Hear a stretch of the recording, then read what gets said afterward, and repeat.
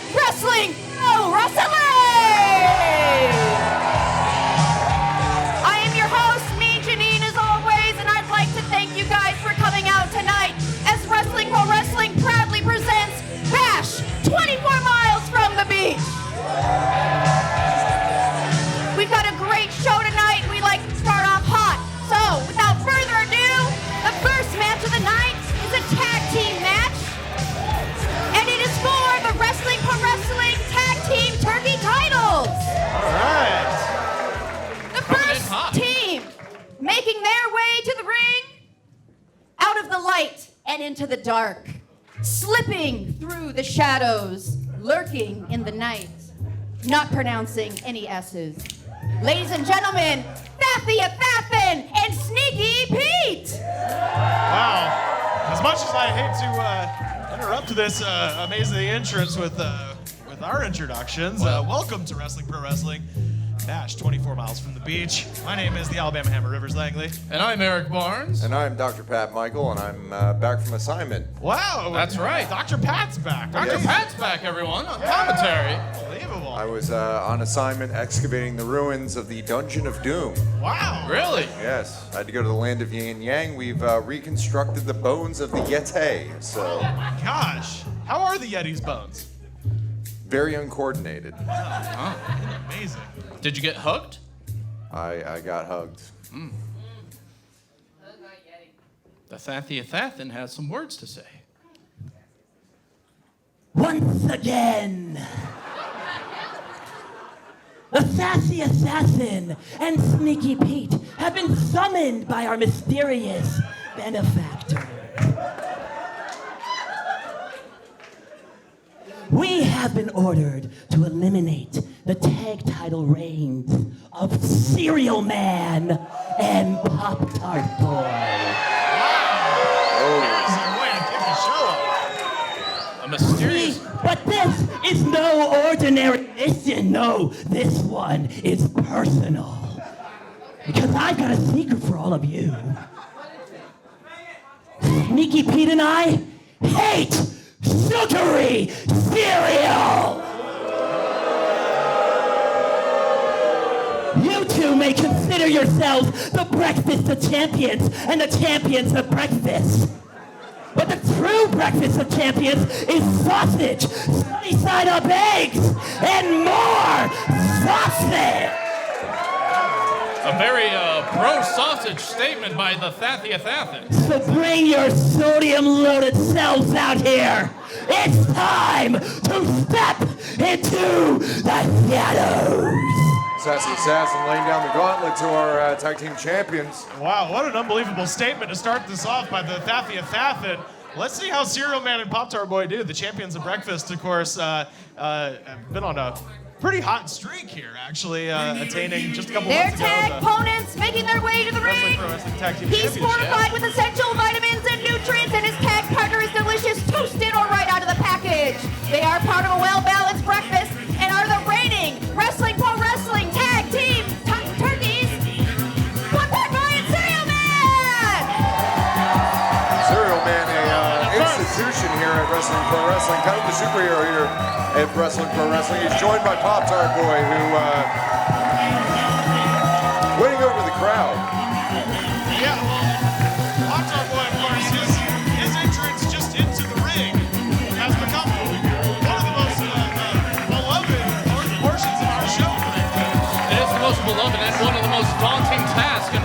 Wrestling, Poptart Boy entering the ring. You know, going by what the Sassy Assassin said, I think that the part of a balanced breakfast should be both sugary and savory. I'm not anti-sausage, nor am I anti-egg, but being against cereal, that's monstrous. Of course, referee Nick Bonanno. Oh, here it comes. Poptart Boy. Poptart Boy rises to his feet, of course.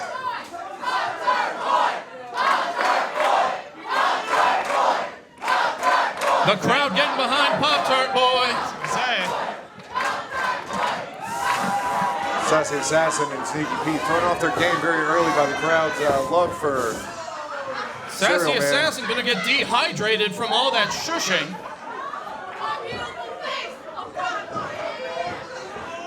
Now, the key to this match, as everyone knows, is whether or not Poptart can actually make it into the ring. Once he is in the confines of the ring, he's a... Oh, here he comes, Dr. Pat. He made it! He's in the ring! Now that he's overcome this challenge, and if he can remain in the confines of the ring, he is a deadly, deadly offensive wrestler. Now we just gotta hope that he lands frosting side down. Otherwise, it's the end of him. And now Poptart Boy has to get back over the top rope in order to be in the tag corner. Cereal Man, his partner, giving him the assist. Like the good dynamic duo that they... Oh, okay. And a graceful exit by Poptart. Unlike most Pop-Tarts I've been exposed to, this one isn't as brittle and doesn't break as easily. This match is for the Wrestling Pro Wrestling Tag Team Turkey Championship. Referee Nick Bonanno showing the crowd the belts. One of the finest prizes in all of wrestling. And we're off. And we are underway with our first contest. This is going to be interesting, guys, because Cereal Man has been very dominant in the tag team division, but I wonder what his chances are against a ruthless athathin. You know what I'm saying? It's definitely superpowers versus super sneakiness. Well, one point that needs to be brought up is that the Sassy Assassin is from Saskatoon, Saskatchewan, so that brings him into the strong lineage of Canadian wrestling. Hence why he loves sausage so much, perhaps. Proud wrestling tradition out there in the tundra. Cereal Man going around the world. Dominant beginning by Cereal Man. And the laws of inertia have overtaken Sassy Assassin. Cereal Man just using his sheer super willpower to ramp Sassy Assassin's head and big scoop slam. Oh my God. Now, Cereal Man going to the middle rope. Doing a little bit of crab walking. Crab walking on the middle rope. It's not quite an old school. It's like a before school. Yeah. It's a preschool splash 1, 2, kick out by the Sassy Assassin. That was a nice preschool. Poptart Boy itching to get a tag. A little conferencing between the champions there. And Sneaky Pete making a sneaky tag. Slamming on the back of Cereal Man from behind. Nice kick to the gut. And a double stomp by Sneaky Pete. Goes for the cover. 1, 2. A little bit more. Poor Poptart Boy is stuck. Much like a Pop-Tart gets stuck in a toaster. Unfortunately, there's no large fork to get him out. Oh, you got to make sure you unplug that toaster if you're going to even attempt such a move. Well, this is most certainly true, Rivers. And Sneaky Pete back to the offense. Sneaky Pete known for his treachery and subterfuge. Big enziguri into the corner. Sneaky Pete been surprisingly effective in getting the bigger man down to his... Say what you will about the size of Sneaky Pete, his speed and his striking ability and let's not forget have no peer. Yeah, let's not forget his sneakiness. Sneaky Pete has been known to employ cartoon bombs. This is true. Oh! Kick to the box by Pete. Oh, he's ripping! Oh my God! Oh no! Oh, the cereal! Stop the damn match! Oh no! Referee Nick Bonanno, He's letting it continue. checking Cereal Man. His box top busted out wide open. If any more cereal is being lost, we might have a match stoppage due to the California State Athletic Commission rules. Just making Cereal Man mad. He goes for the tag, tags his partner, tracks Poptart Boy, and Poptart Boy is in. And he's fired up. Double strike. Another double strike. Series of chops. Palm strike by the Poptart Boy. Poptart channeling Ricky the Dragon Steamboat with those double chops. I'm worried about Cereal Man. He lost a tremendous amount of vitamins and nutrients just then. There's a lot of rival flavor in the ring. Oh! The old high-low by Sneaky Pete and the athathin. Poptart Boy is down. I'm not sure. Get the bomb! Oh, he's getting the bomb! Wait a minute. He's going for that cartoon Looney Tunes bomb. The cartoon. Oh, he's got the He's got a cartoon giant bomb. bomb. What is he doing? Oh my God! Pop-Tart in a precarious situation. Pop-Tart Boy is utterly helpless against bombs and really anything at this point. But look, guys, Cereal Man is he's struggling to get back on his feet to protect his partner. There's been an awful amount of cereal lost by Cereal Man, and Crumbs bomb is wait a minute. he's caught the bomb. Sometimes you just can't get rid of a bomb. This is like the end of Dark Knight Rises. This is like the beginning of Batman 66, the movie. I can smell that wick burning down. I'm not quite There sure goes how Cereal much Man, but he's time is left on that wick. Pop-Tart Boy's helpless. Cereal Man trying to protect this crowd from cartoonish explosions while Sneaky Pete chases him. Athathin with the cover, 1, 2, And a kick out at 2. I hope Cereal Man is able to get rid of this bomb so we don't lose the deposit on the Moose Lodge. No, he still has the bomb. He still has the bomb. Oh, no, he's Brought the still. bomb back. Oh God! Oh God! Now the Sassy Assassin is running Making away an with the escape. bomb. With Sneaky Pete making the escape. Nick Bonanno making. Okay, great. Thank you. And the referee has his official word. The referee's decision is final. We don't have to pay the deposit, people. Poptart Boy back up. I'm not sure if the 10 count is being administered right now. Wait. Hold. I think that was an explosion.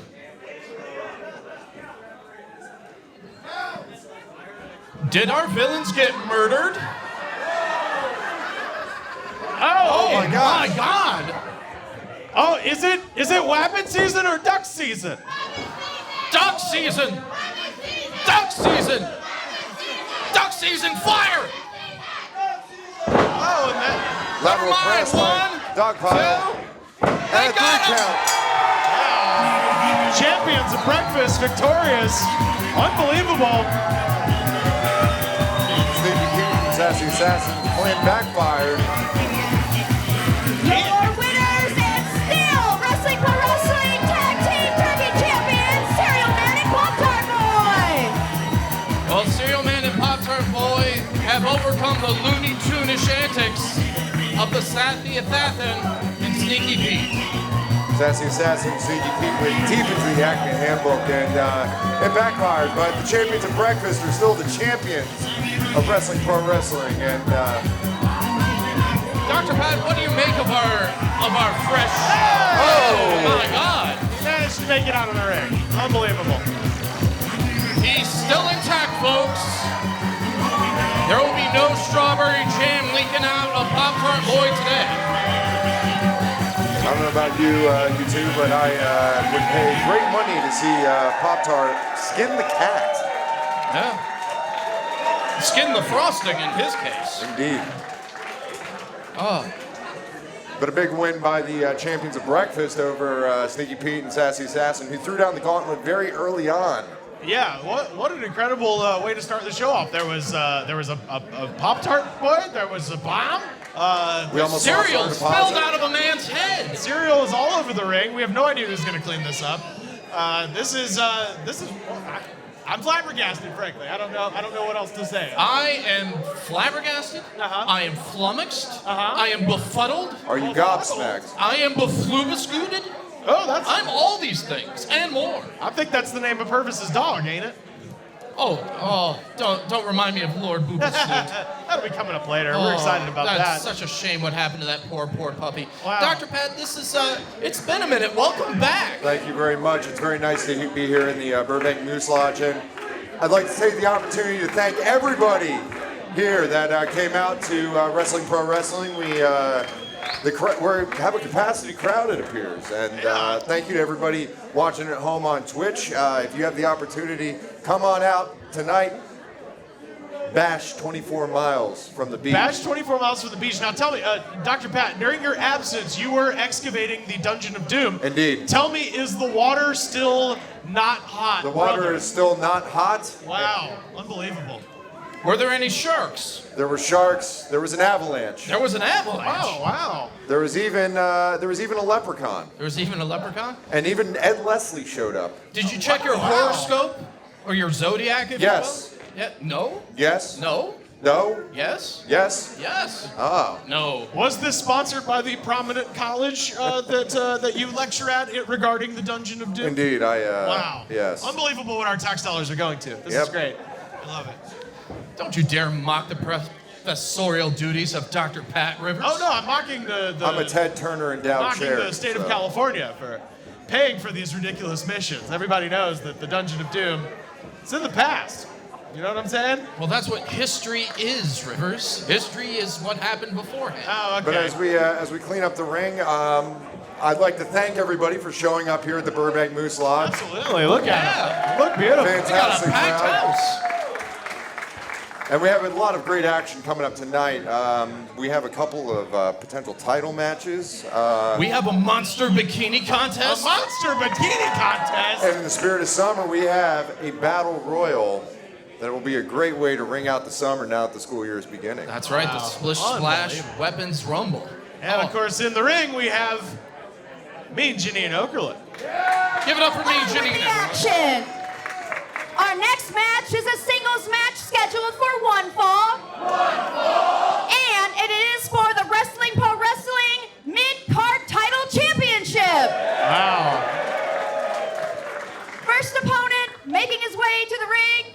All I can say is he's mean, he's nasty, he's Eric, he's Watts. Oh, wow. Big This- ass.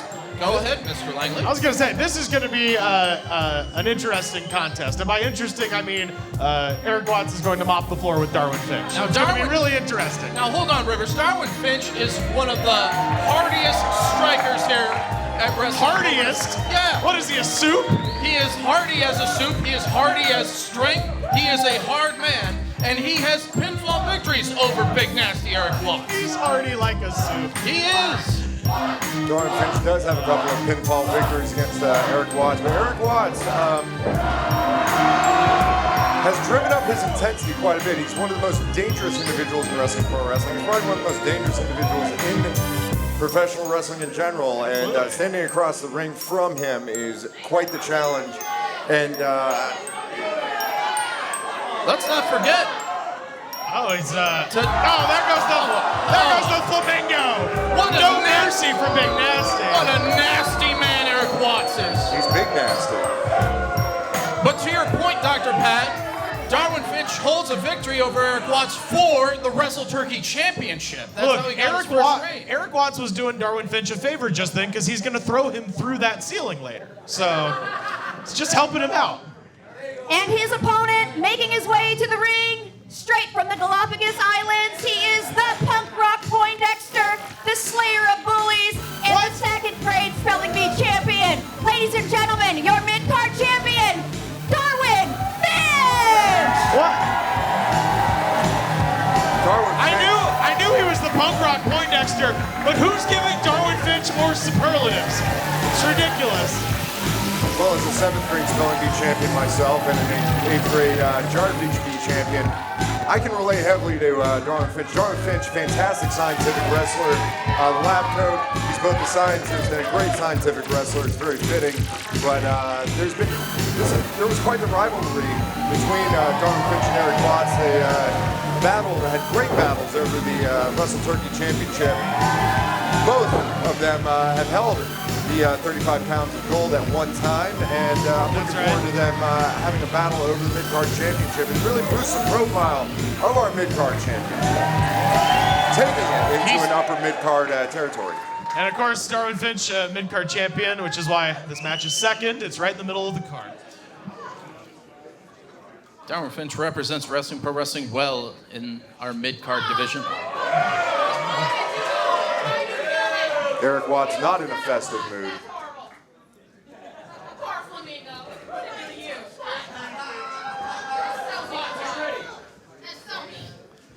Intensity in the eyes of both of our competitors.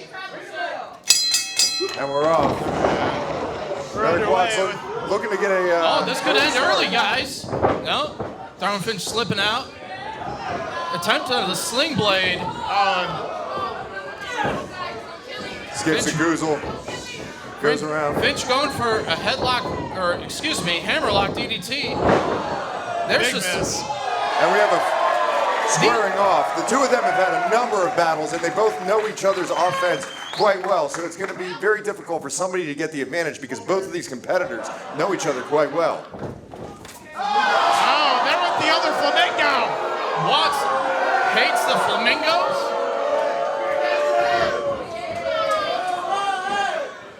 Darwin Finch showing respect for the decor. Standing up to... This is supposed to be the biggest party of the summer, and Eric Watts is ruining it.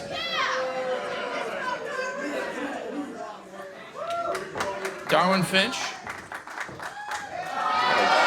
Gives a flamingo to a young fan. Yeah, a paper flamingo for a lucky fan. That'll definitely go in the scrapbook. It's literally the least he could do. Well, the least he could do is nothing.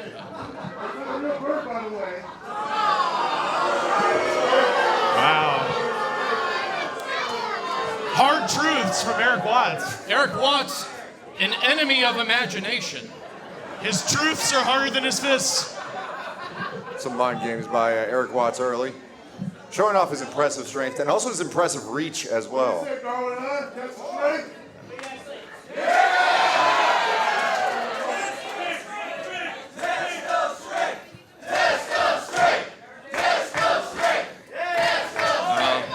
Seems to be more of a test of the mind for Darwin Finch. As he goes in. Greco-Roman knuckle-lock, and he reverses it. Wow. Great whistle. Oh, big headbutt by Eric Watts. Well, that's about it. Boy, I will give Darwin credit here. Oh. He is tough, but unfortunately his fatal flaw, he doesn't know when enough's enough. Hard frankly. right by right Watts. now, it's enough. Big knee lift by Eric Watts, and Darwin Finch already seems to be hurt. Look, Darwin Finch should go ahead and stick his own head in the toilet. You know, just go ahead, because it's going to happen later anyway. Just get it over with. Don't count Darwin Finch out, guys. He's gotten out of sticky situations like this before. But, see? Big forearm by Darwin Finch. I mean, you have to say, Darwin Finch has been shoved in a lot of lockers, but he knows how to break his way out of them. Big chop and forearm combo. Flurry of blows by Darwin Finch. Just brute strength by Eric Watts, breaking away from that. Nice kick by Finch. Middle rope. Oh. Glorious arm drag. Pulling something out of his Lucha Libre handbook. And a big kick by Darwin Finch. Finch. Big dive by Finch, but he gets caught. Oh, and he slit. The ring moved, Dr. Pat. Indeed. One thing about Eric Watts, he has that imposing strength, but one of the things about Eric Watts is that he knows how to isolate a body part very well. He has strong technical abilities. Darwin, I'm begging you. Incredibly dangerous. Baby, I'm begging you. Give yourself a swirly now.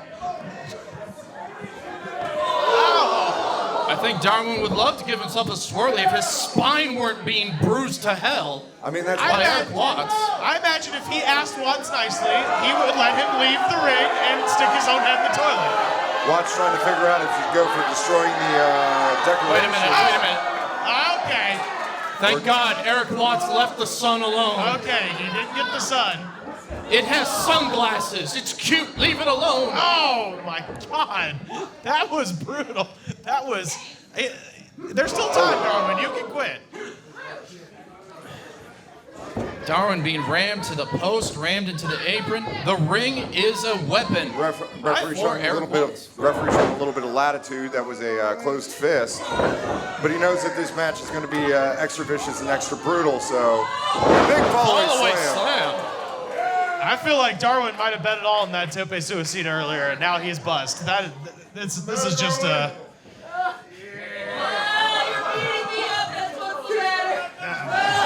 Eric Watts just bullying. That Midcard title is as good as Watts at this point.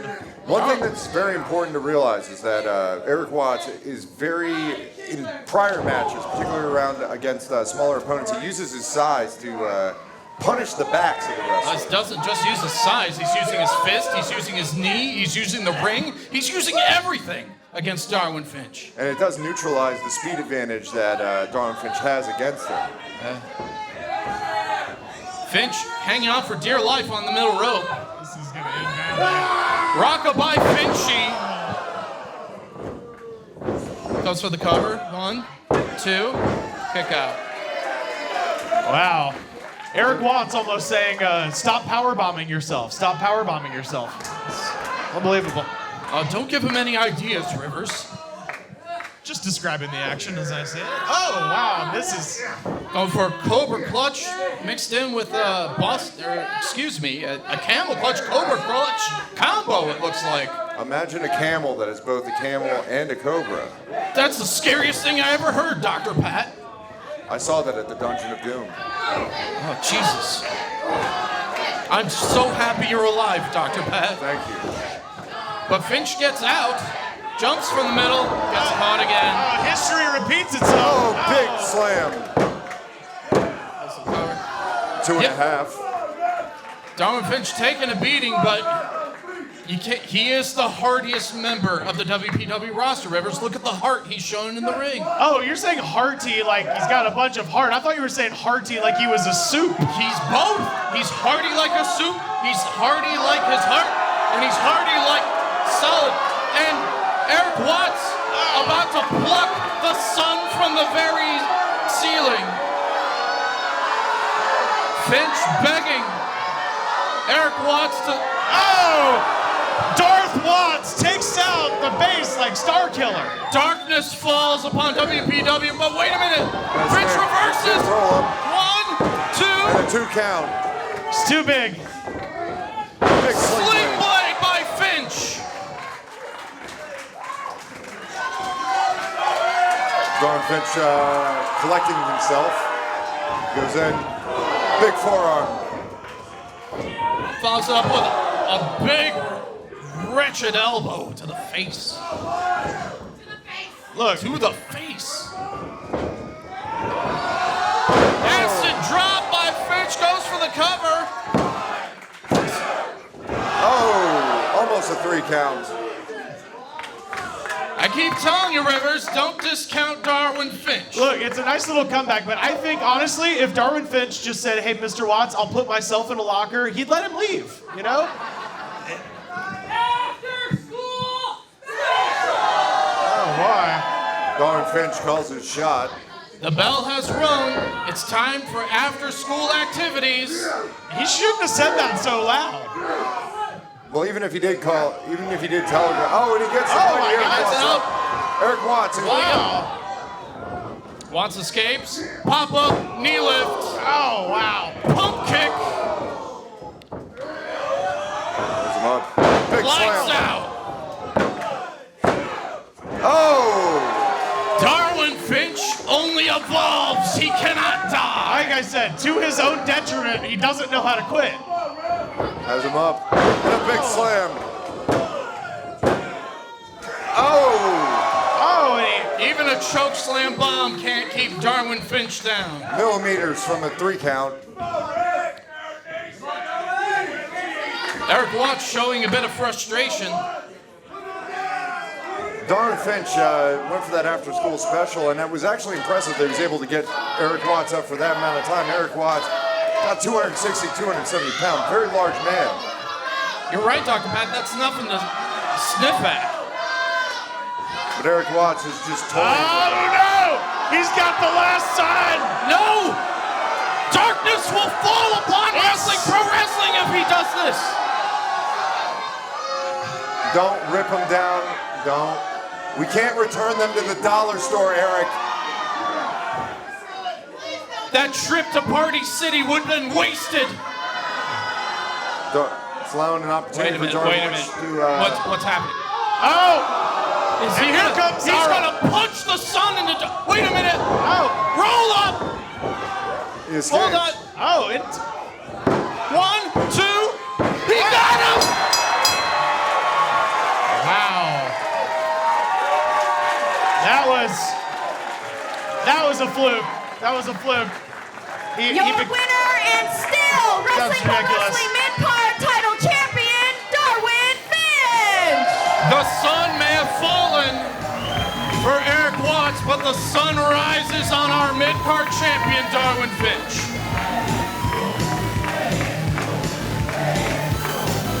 Eric Watts staring into the sun. That was his downfall. Much like Icarus coming too close to the sun, his wings melted. And that was the turning point in the match. Darwin Finch. The Wrestle Turkeys with a pro-education message. But wait a minute. What's Eric Watts doing? I have a feeling he's about to put him in the ceiling.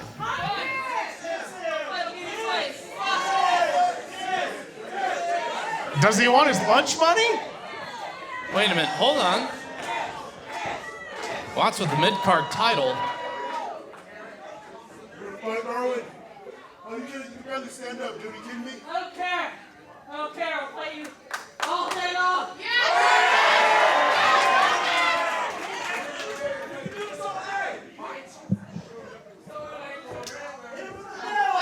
Wait a minute. Show of sportsmanship by Eric Watts. The two of them have had some great battles, and I think this will be a great closure to this feud. If they... All right. I never thought I'd see the day. I haven't either. There's two warriors in the ring. Eric Watts, Big Nasty showing big respect to Darwin Finch. Two fantastic wrestlers, Eric Watts and Darwin Finch. And Darwin Finch tonight was the better man. And still the mid-card champion of Wrestling Pro Wrestling. Crowd solidly behind Darwin Finch. Darwin Finch is, say what you will about his demeanor, his looks, his breath. The man is a hell of a wrestler and a hell of a competitor. And basically, I would say the spirit of Wrestling Pro Wrestling. Wholeheartedly agreed, Dr. Pat. Man, 2 for 2 on amazing matches, right? Dude, never underestimate nerd strength there, Rivers. Look, I may have underestimated Darwin. Again? I acknowledged his toughness up top, okay? I definitely said that he doesn't know when to quit, which is his fatal flaw. I said all of these things, and then he won by a little roll-up. It's cute. Whatever. A little roll-up, come on. Yeah. I think somewhere back there, Eric Watts is probably waiting for him in the parking lot. Eric Watts showed him some respect. Why can't you? Whatever. It's irrelevant. Oh, good comeback. I didn't have a good comeback because Darwin Finch, as tough as he is not prepared to deal with the realities of facing somebody like Eric Watts. I think that was a fluke, and we'll see. How can you say that? He just won clean.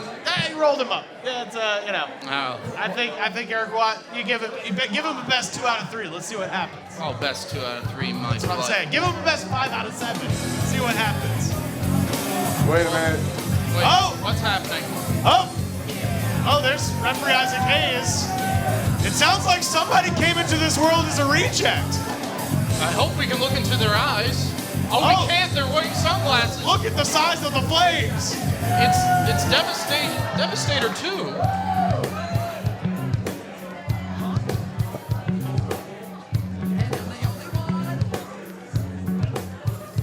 Oh, and there is the sweetest prize in all of wrestling. And the Russell Crowe Rumble trophy. Devastator 2, I'm not sure if this is true, but he might have been a two-time Employee of the Month at Spencer's Gifts. I'm out here because... Or at least at Forever 21. I want to right a wrong. For the last couple months, I've had some issues with Terex. I just want to come out and apologize. Please, Terex, if you can come out here and please accept my apology. Devastator 2, pleading for Terex to Listen, come out. Terex, please, I haven't been able to shower. I haven't been able to comb my hair. I've been able to eat a little bit, but there's not much. Please, Terex. Listen, Terex, I just want to say I'm sorry. I know we've had our issues together. I can't say anything more. Listen, I even got you a gift. Look, I got you a gift, all right? This is for you. This is from me, Devastator 2, to you. Token of my gratitude. Please, Terex. Gift, please. Devastator 2 caused nothing but trouble to Terex. Whatever you want, Terex, please. Wow. I know I caused this a match. We should be champions right now. I'm already a champion, but I know you could have been a champion. But please, if that's what you want to do, Terex looks unhappy. He's ready to skin his ass raw like a chainsaw. No. Skin his ass raw. Please, if we got, I got us a match one more. I got us a match one more time. Terex, I got us a match. Where are you going? Terex taking that Forever 21 gift and leaving in. Wait a minute. That's unbelievable. I was going to say, the man in the Right Said Fred shirt was just trying to right said sorry. You know? Well, apparently we're going to have ourselves a handicap match. The two-man gang heading toward the ring. Devastator 2 is without a partner. Straight out of Halstead Street in Chicago, the two-man gang, the toughest Siamese twins. I believe the term is conjoined twins, Professor. Oh, well, that's true. I don't believe they are from Thailand. I think they come from the Motor City, actually.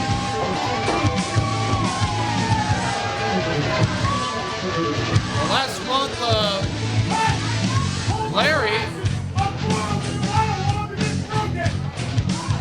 month, Larry of the two-man gang had a Midcard championship match against Darwin Finch, while his brother Gary was reading Marley and Me. That's a fantastic book. It is a fantastic book, but it cost them the Midcard championship. There's two of us and only one of you. We're gonna beat your ass. Are you talking to, asshole? The numbers don't lie. They spell destruction. And we're off. Devastator 2, unsure of what to do with the two-man gang. Purple Nurple by the two-man gang. Made even worse by that mesh shirt. Oh. I think he slapped his nipple off, gentlemen. That is, And with that mesh shirt, he gave him an awful waffle. Headbutt. Oh! Big shot by, I think that was Larry. Tags in Gary. Punch to the gut. And a big bite. Now, I have no love for Devastator 2, but this is monstrous, gentlemen. This is not fair.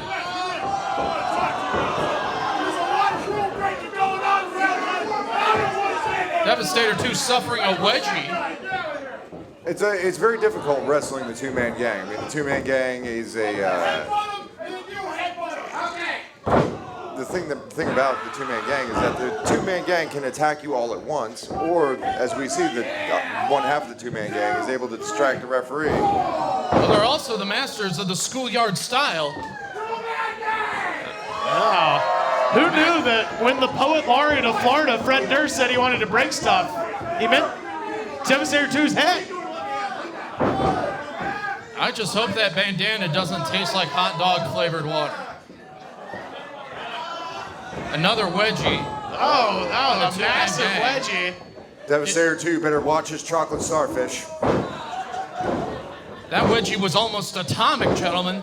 But Devastator 2.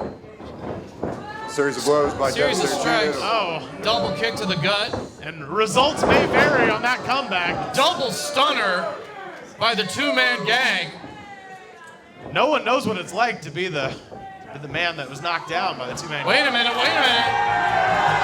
Derek's. Who's that? That's Devastator 3. Oh, it's Derek's coming in. Oh, and Devastator 3? That big splash by, is it Terex or is it? He got him! He got him! Unreal. Is it? A new combatant enters. Whatever was in that Forever 21 bag. Your winners, Terex and Devastator 2, are Total Devastation! Terex and Devastator 2, now known as Total Devastation. Gentlemen, this teaches me that Forever 21 gifts cure all problems. I didn't know that they sell Oakleys or knockoff gas station Oakleys at Forever 21, but I should shop there now. I didn't know either, Dr. Pat. And of course, Total Devastation is in fact too sexy for their shirts. So it's so sexy it hurts me. Unbelievable. How do you think it feels for me? I don't blame you, friend.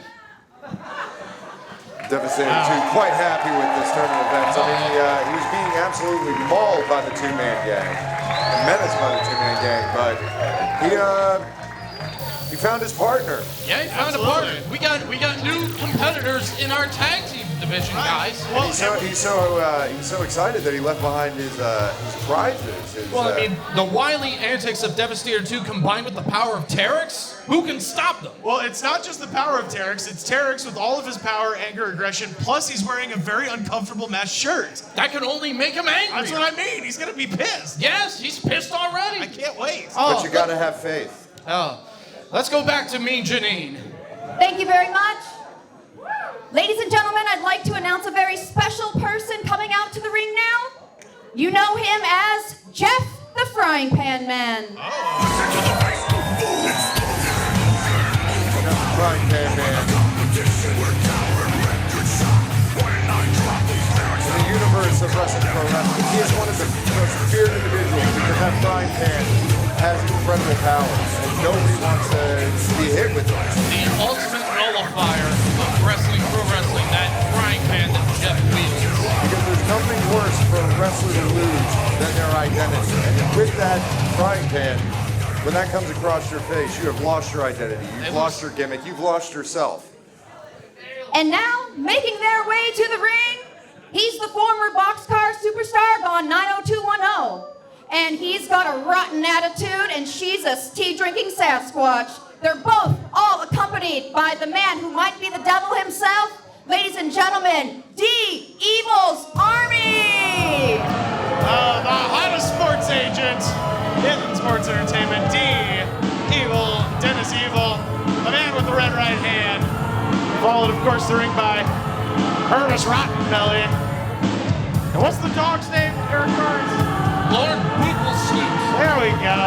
And it's a damn shame that Dennis Evil has corrupted Lord Bootlesnoot and three of the most beloved competitors in wrestling, pro wrestling.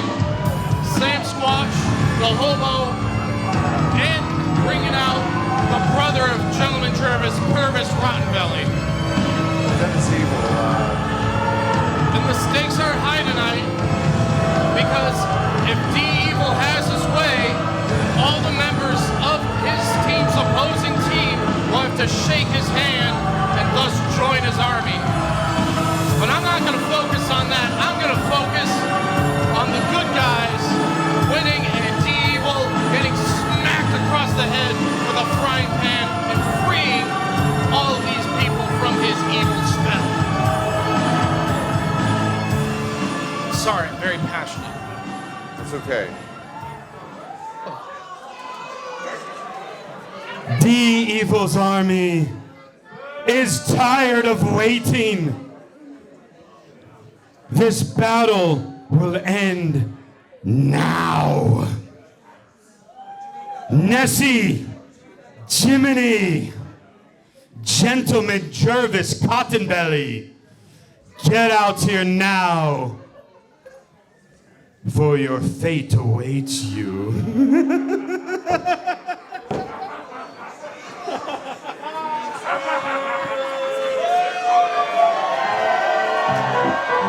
And here they come, Nessie Jr., Gentleman Jervis, and Jiminy,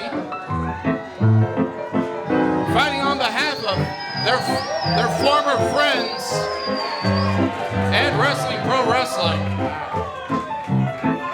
Gentleman Jervis, the friendliest wrestler, just an absolute ball of joy, and it saddens me at the prospect that he might have to shake the hand of the evil. Oh, please, don't. I can't perish the thought, Dr. Pat. Do you smell sulfur? Oh, wait. I smell brimstone. But Gentleman Jervis helping his partner, Nessie Jr., to the ring. She sometimes has difficulty getting in. Nessie Jr., one of Scotland's finest combatants. I questioned her existence until she debuted here at Pro Wrestling, but He can't get into the ring. I figured that she would be part of your Dungeon of Doom excursion, Dr. Pat. Oh, Nessie Jr. appears to be stuck in between the second and first row. This is not good. Well, wow. The saddest thing is that Gentleman Jervis has had so much. Oh, there we go. So much pain, losing the loyalty of his loyal Lord Booplesnoot, dealing with his brother Purvis. The Evil took a lot from Gentleman Jervis, took a lot from everyone involved in this match. Cut the music! Cut that music! This is time. This is the time. This is the army. And it's time that the three of you join.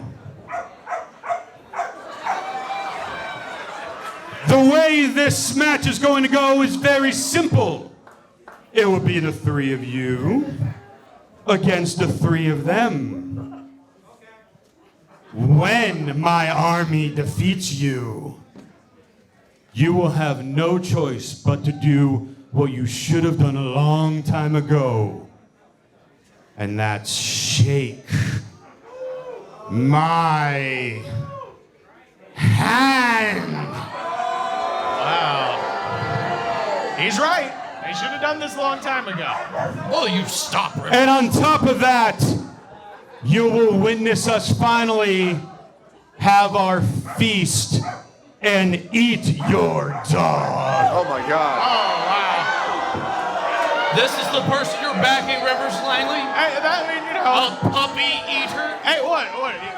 But Try a dog. if by some miracle, It might be good. if by some miracle you guys somehow emerge victorious, then I have willingly volunteered to let Jeff the Frying Pan man. Oh my God! Wait a minute! I think Dennis Evil got conked on the head by the magical frying pan. Jeff running out. Jeff running out. Wait a minute, look at Sam Squatch. Wait, Look at the 9021 Hobo. Look at Purvis. Look at Lord Booplesnoot has returned to the ark. Oh, What? Wait a that's it. minute. And Gentleman Jervis has been reunited with Lord Booplesnoot. The spell has been broken, guys. Everyone's back to their jovial selves. And Sam Squatch has been reunited with Nessie Jr. And the two hobo brothers are back together. Jiminy and the hobo. Best friends have been reunited, and Purvis seems lost. Okay, now all the new friends are going to help Nessie get out of the ring. Like good friends should, by the way.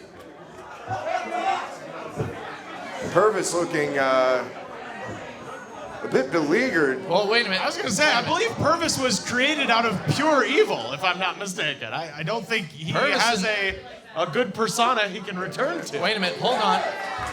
Jervis reaching out to his punk rock evil rapping brother. Well, we have a reuniting of Purvis unsure of what's happening. Of gentleman Jervis and his prodigal brother, Purvis Rottenbelly.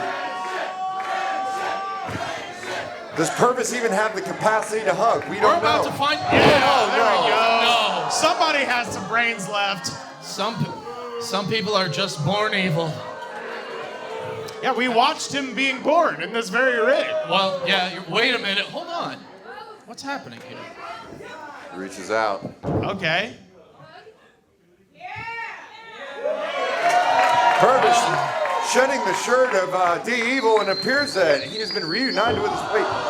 Purvis may not be 100% good, but at least he's his own man. He's not evil. He's just kind of a jerk now. Well, siblings.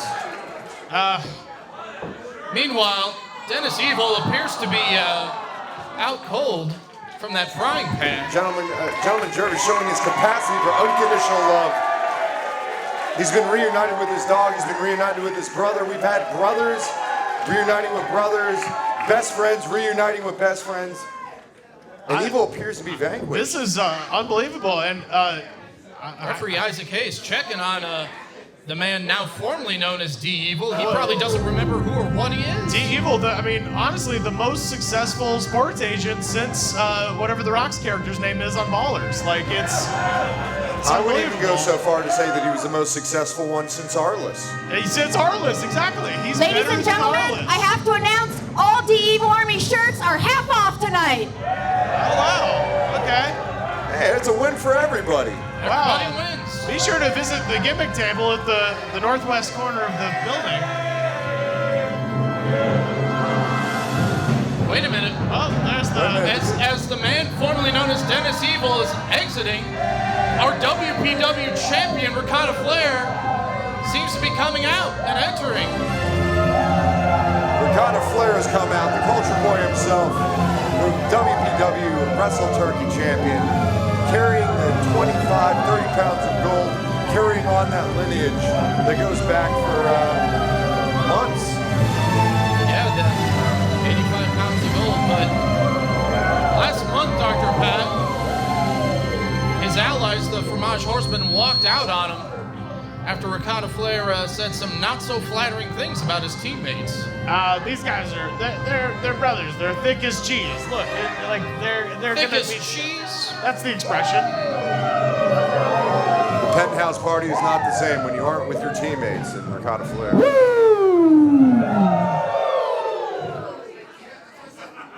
You can be the best in this business and still make a mistake. Last month, I made a mistake. Let's take a look.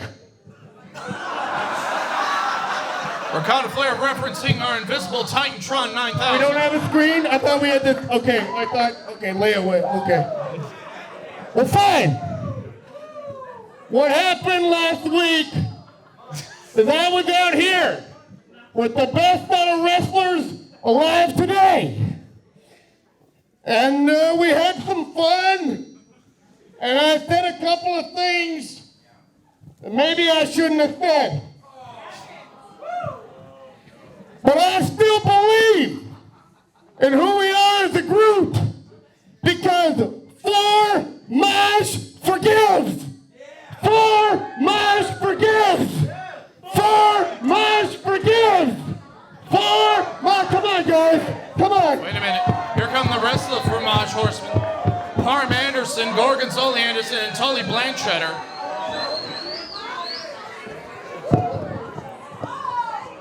Ricotta Flair, you better find yourself a tag team partner for tonight, because no matter what, we're whipping that ass. Wow. No. Wait! Wow.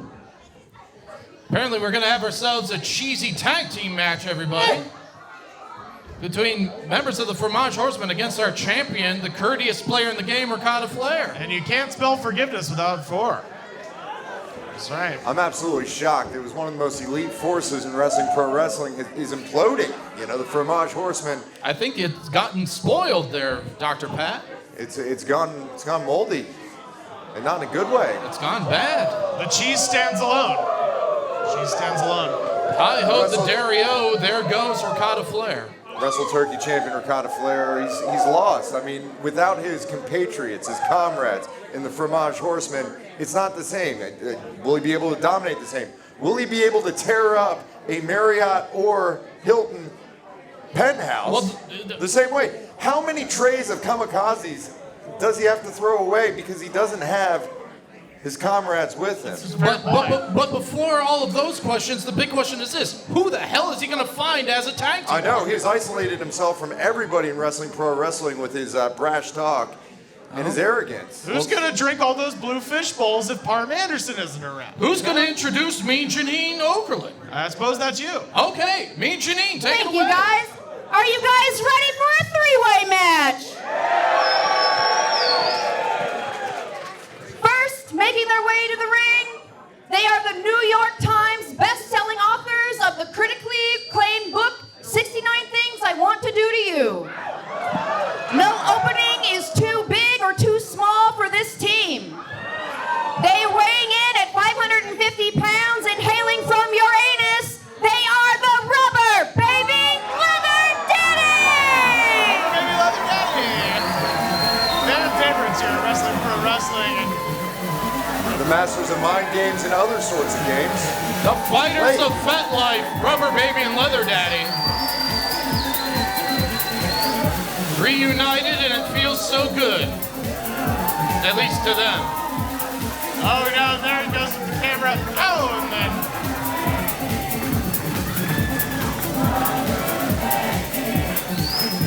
Rubber Baby and Leather Daddy, a formidable duo. A little bumping, grinding, a little gyrations, but when they get into the ring, it's a little bit of the same. So, Dr. Pat, they have no regard for personal space at all.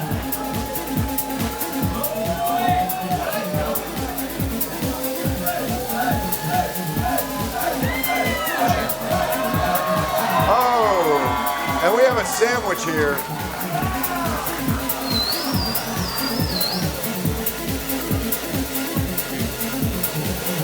Rubber Baby and Leather Daddy.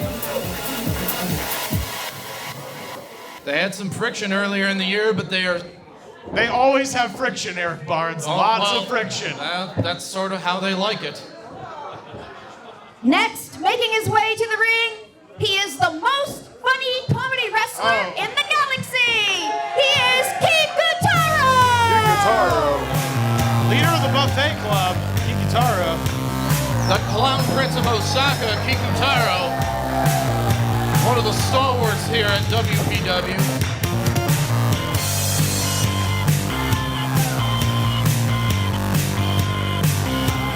Warm-up session happening in the corner of Rubber Baby and Leather Daddy. Whatever it is, it's consensual.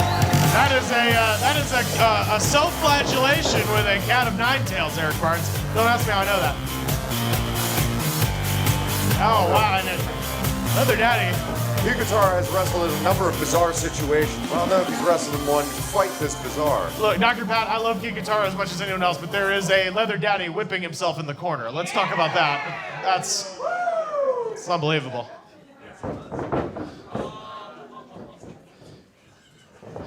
Rubber Baby's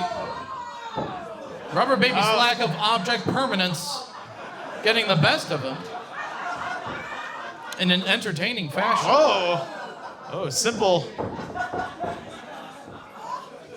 Where did the fingers go? Wow, can he do the thing where he pulls his finger off? That's amazing to me. Is he gonna take Rubber Baby's nose next? Rubber Baby checking the pockets for his fingers. Doesn't understand. Oh! And finally making his way to the ring, ladies and gentlemen, welcome back, Pollo Loco! Pollo Loco's here, wow.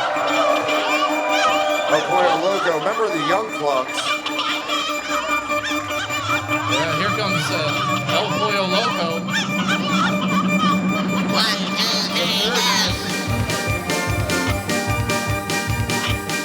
This crazy match. I don't know what to make of this El Pollo Loco character, guys. El Pollo Loco, he's got a vicious beat. You have to stay away from the beat when it comes to El Pollo Loco. His pecs are absolutely deadly.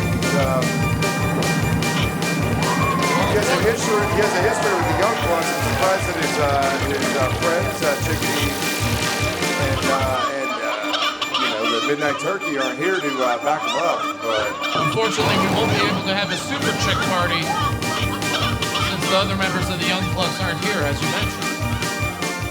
Rubber Baby still. Leather Daddy offering a free shot. Oh, here comes that. Oh yeah, he likes it. Yep, that's usually how that Giving in goes. game is Leather Daddy. He really likes that. Yeah, this happens every time, every single time. It's the way Leather Daddy likes it, I guess. Rubber Baby still seems to be a bit perplexed by the tricks that. Well, Cute this is Guitar adult was doing. situations, Dr. Pat. He can't understand.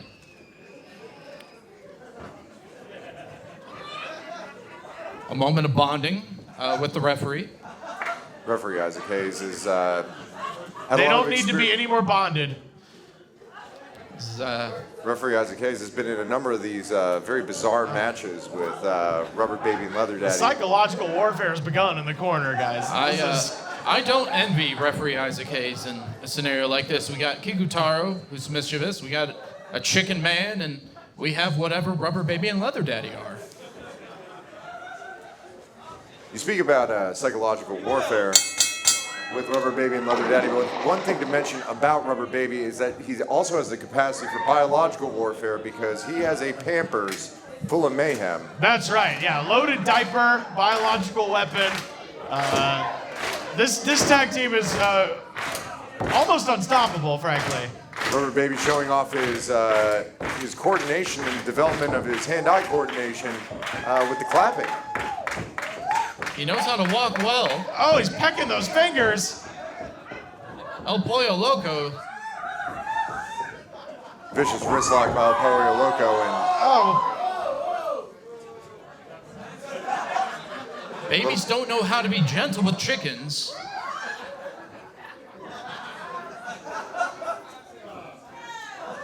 El Pollo Loco trying to size up Rubber Baby. Rubber Baby trying to size up El Pollo Loco. Waist lock. Yeah. Rubber Baby backing that dive up.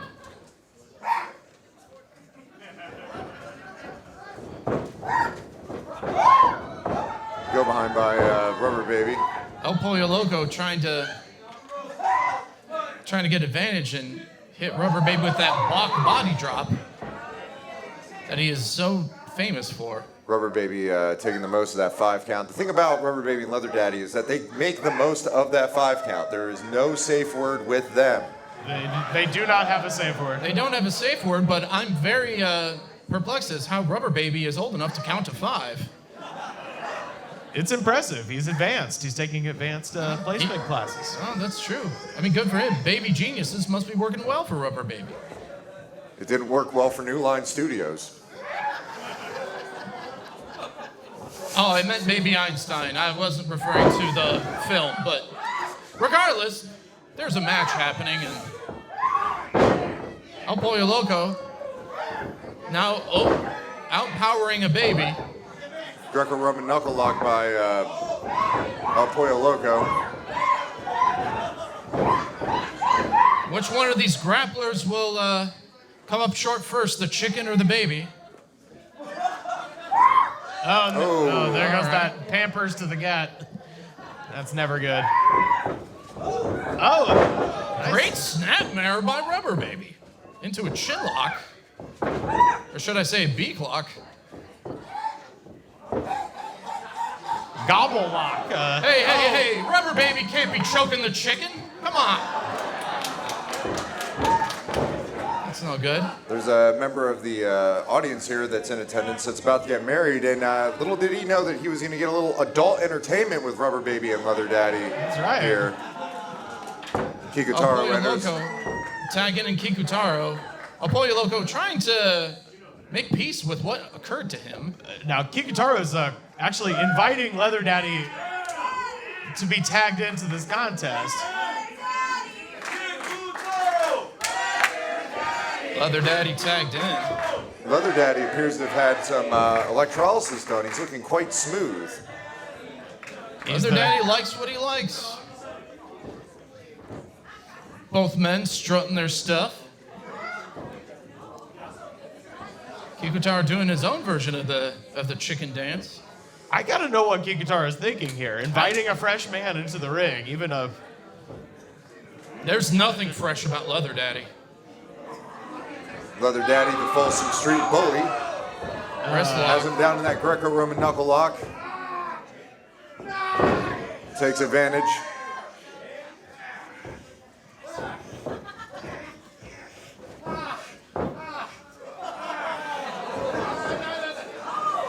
Oh, no. He's managed to turn his wrist into pretzels here. This is...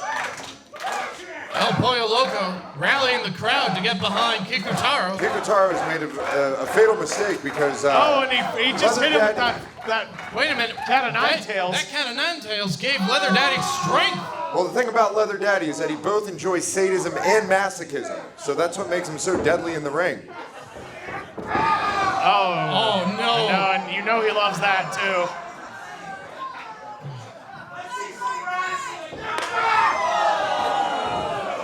Oh, no, and he's asking for it again.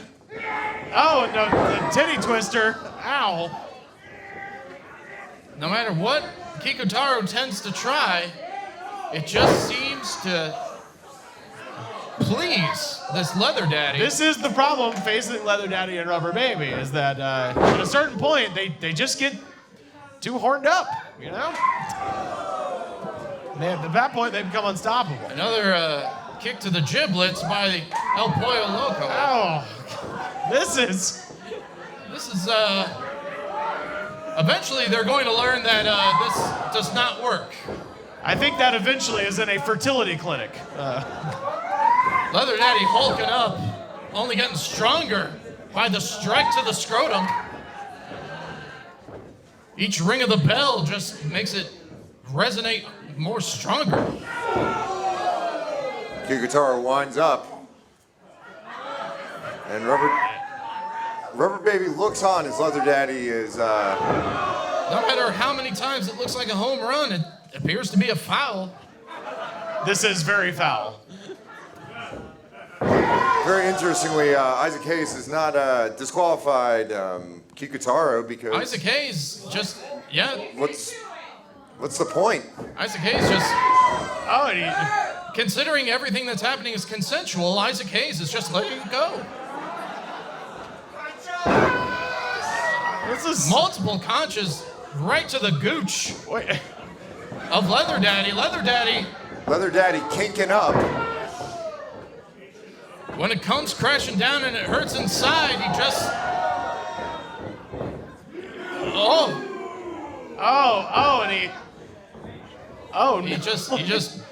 He made him smell his finger. He just gave him poo eye.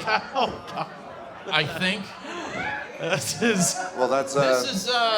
Look, this is what sports are all about, okay? This is like a great athletic contest, you know what I mean? It is a test of endurance, I'll give you that. This is... I don't know if you two laugh, but neither of you have had conjunctivitis before. It's quite painful and quite pesky, and Kikutaro knows that, and he's unleashing it on Leather Daddy. Leather Daddy. Leather Daddy, what? Wait a minute. What's going on? Leather Daddy smelling his own finger. Oh, this is...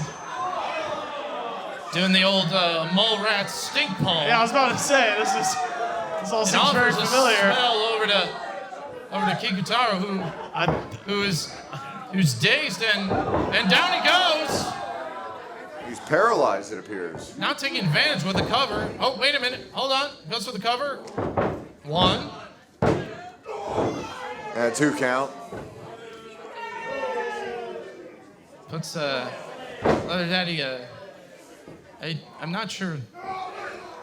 Stink facing Kikutaro once more. The smell of his own farts knocked him out. Both men are down. I don't know if they're going to administer the... Look, you talk about a match. You talk about Savage Steamboat. Smelling the fingers of Kikutaro, and now he... Oh, and then... Down goes the chicken. Look, it's worth remarking that that Leather Daddy is the legal man right now. There's nothing legal about anything. Wait a minute. Referee Isaac Hayes got a good whiff. And down he goes. This is... I mean... Rubber Baby stomping his feet. I don't know, to get the crowd up or just because he loves stomping. Babies enjoy stomping. Babies do love stomping. Tags his partner. Kikutaro and El Pollo Loco slowly getting back to their feet. Dry heaving. Referee Isaac Hayes still trying to regain consciousness. Wait a minute. Rubber Baby loves the sting. If anyone likes his bad smell, it's a baby. Oh, no. Now he's got that All right. biological weapon. This is... Oh, and he's knocked him... He knocked himself... Oh, Wait in a his minute. head. Oh, no. Oh, no. We've seen this before. We've seen this happen.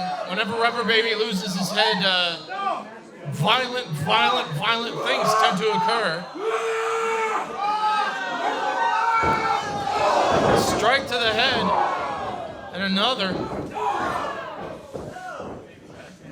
Feel the wrath of the Rubber Baby. Rubber Baby switching to a red mask.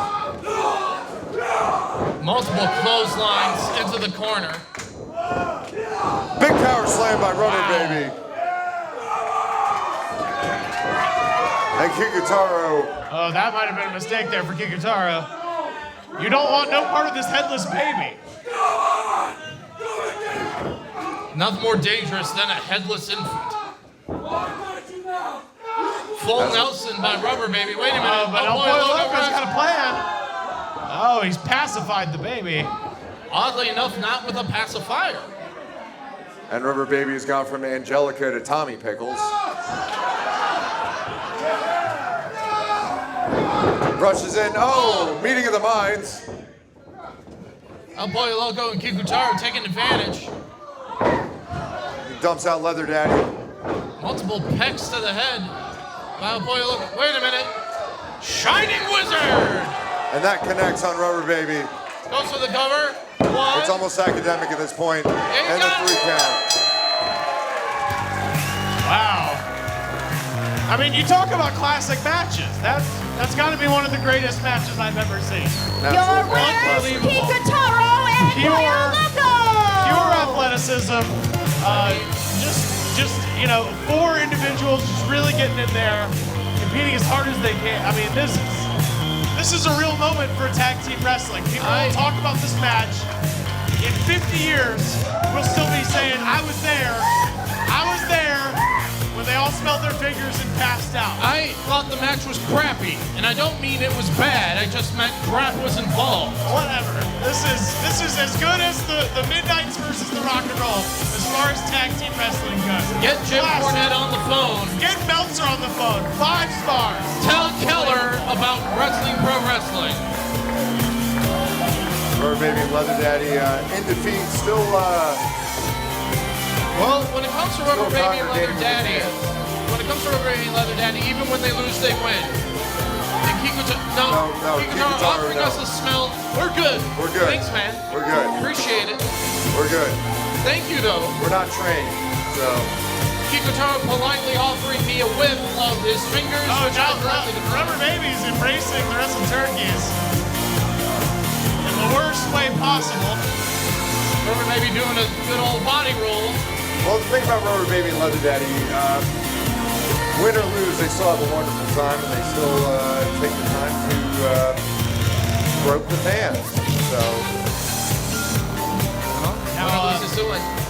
Meet Janine Okerlund returns to the ring. Kikutaro offering a whip of his fingers to the Wrestle Turkeys as he exits the ring. your winners, El Pollo Loco and Kikutaro. Guys, this is the stuff Medium articles are made of. Oh, no. Me and Janine a little bit unsure about being in the ring in the state that it's in right now. Well, this has been a different kind of star rating tonight. Let's go to Mean Janine in the ring now. Thank you very much. Our next match is a singles match scheduled for one fall. First, making his way to the ring, he seems to be on every New York street corner. He's your favorite greasy, guilty pleasure, and he's chock full of sweet, sweet MSG. Ladies and gentlemen, your favorite takeout box, Chow Mein Charlie!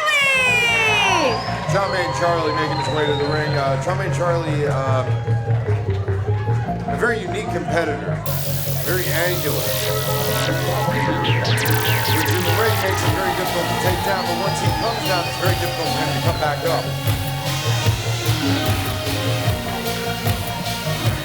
Chow Mein Charlie, one of our several WPW competitors that have difficulty entering the square circle.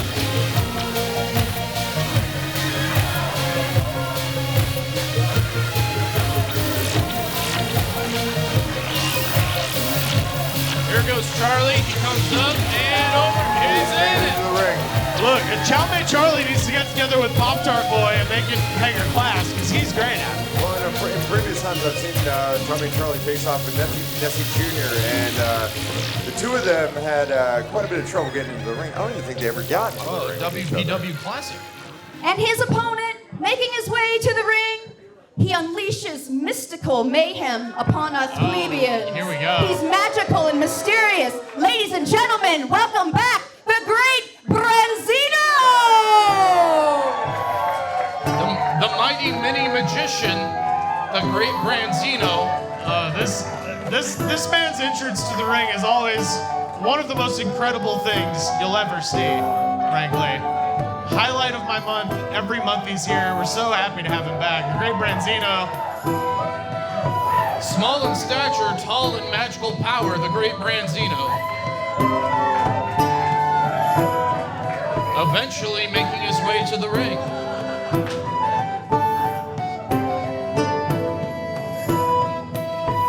Branzino. Here he comes. He's getting there. He's getting there. He's up. Made it to the apron. And now.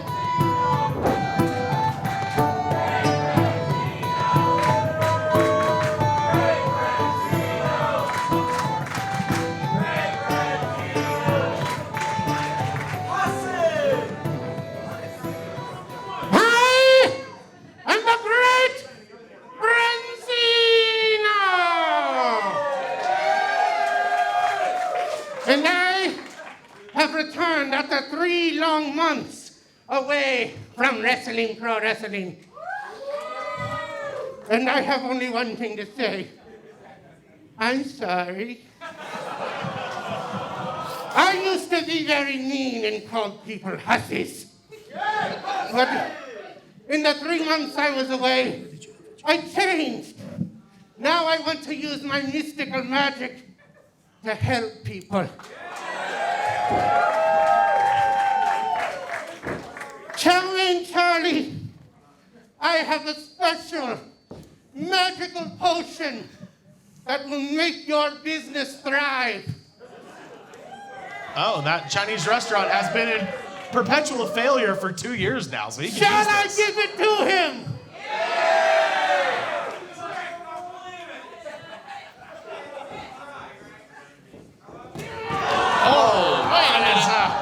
The bell has not rung yet, so he attacks him with He's trying to beat him with a bottle of hot sauce. bottle of sriracha, and we're off. Chow Mein Charlie versus the Great Branzino. Great Branzino, still an evil magician. Branzino thrown to the ropes.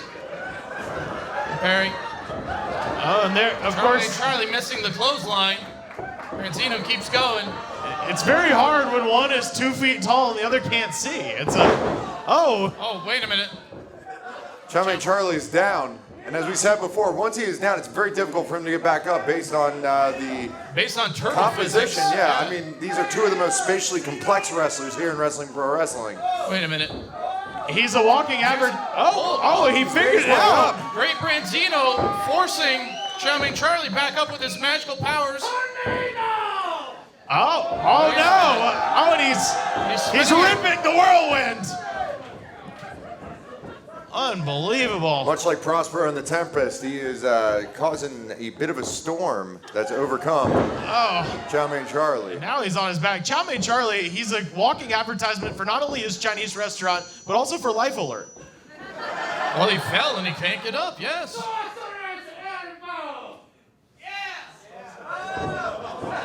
Great Branzino going for the most electrifying move in Wrestling Pro Wrestling, the Sorcerer's Elbow. Wow. I question the Great Branzino's... Hold on. Branzino taking a breather. He needs a minute. Okay, back into it. Sorcerer's Elbow. He got him, I think. Goes for the cover, 1, 2. And he kicks out, surprisingly. I'm actually very surprised that Branzino did not go for the cover, considering the fact that Chow Mein Charlie, once he's down on his back, it's very difficult for him to get back up. And well, I'm just surprised that Isaac Hayes can find Chow Mein Charlie's shoulders. He called for the turtle mode, and now he turtled himself. Great Branzino put a turtle spell, I think, on Chow Mein Charlie.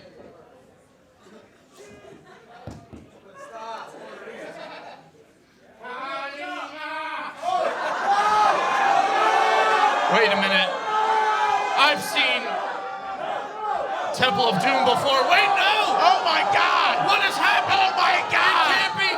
Oh my God! Wait, what? He's pulling out. He's putting out handkerchiefs. It's more handkerchiefs. It's more. Is that? Does it ever end? Is his heart made of handkerchiefs? Oh, wait a minute. It was a trick. Elbow to the head by Chow Mein Charlie. And a big box splash. And the 3 count for Chow Mein Charlie, who picks up the Duke in this match. Big win for Chow Mein Charlie over the returning Great Branzino. Chow Mein Charlie! Great Branzino thwarted by magic. I think he was thwarted by illusions, Dr. Pat, not magic. Chow Mein Charlie successful and really successfully. Oh, he did. Able to make the ring and I'd like to see a small business owner win for fun. absolutely. Hard time. Agreed, Rivers, agreed. Branzino not happy at all about this outcome. I do not want to be in the locker room when Great Branzino goes into the back after losing and being so angry. I don't know how many of our competitors are going to be turned into frogs. Well, the Great Branzino still shouldn't be hard on himself. He just made his return after a 3-month sabbatical. I'd say it's a heck of a return, actually. Wow. May not have gone the way that he wanted to, but welcome back, Great Branzino.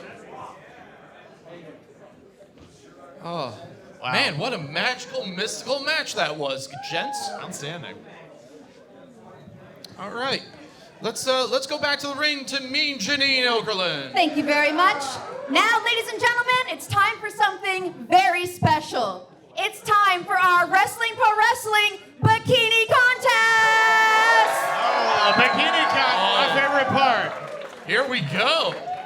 So if all of our bikini contest entrants could make their way to the ring, I'm expecting contestants like Sam Squatch, contestants like Nessie, Tickles Monster,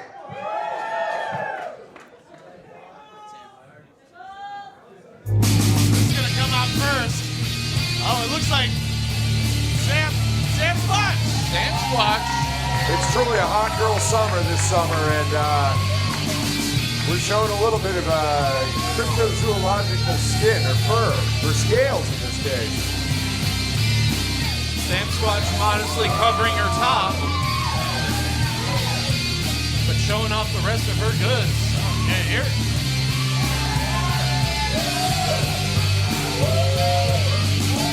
Sasquatch playfully flirting with the wrestle turkeys in the crowd. Blowing me kisses, love you back, Sasquatch. Oh, Sasquatch asking Mean Janine for an assist because she appears to be covering herself up a little bit, guys. She's a lady. She is a lady. Whoa, whoa, whoa, she's a lady. But she's not mine. She belongs to herself. Our next bikini entrant, Larry the Turkey. Larry the Turkey. Right. Larry the Turkey.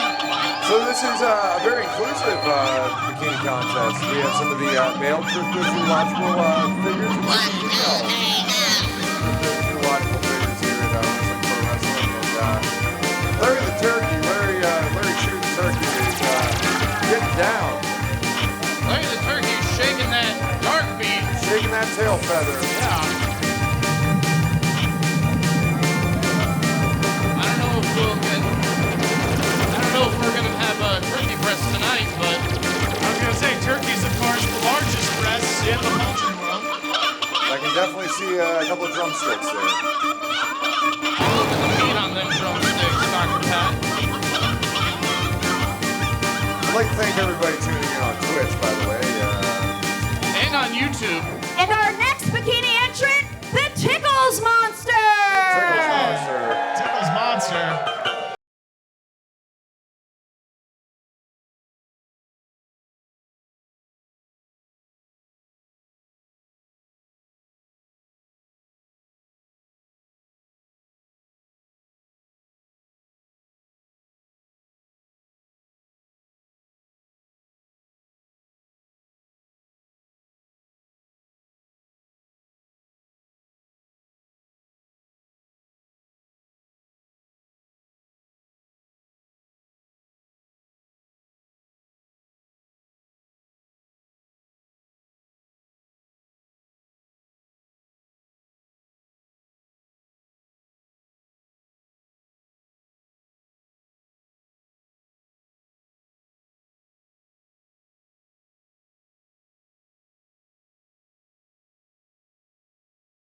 What's up with the towel for the bikini contest? And our final entrant, Nessie Jr.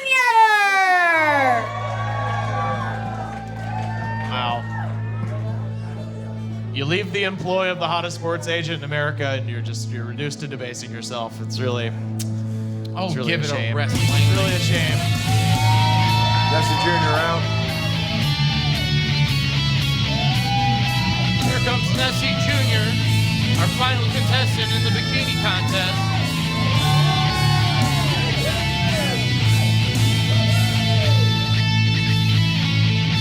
All of our contestants clad in towels to surprise us with their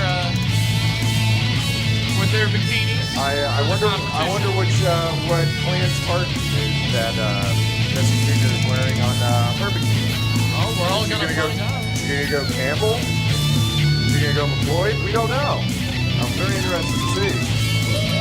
Have you ever judged a bikini contest before, Dr. Pat? I have not, no. That was a elective at wrestling graduate school that I did not take. This is a first for me.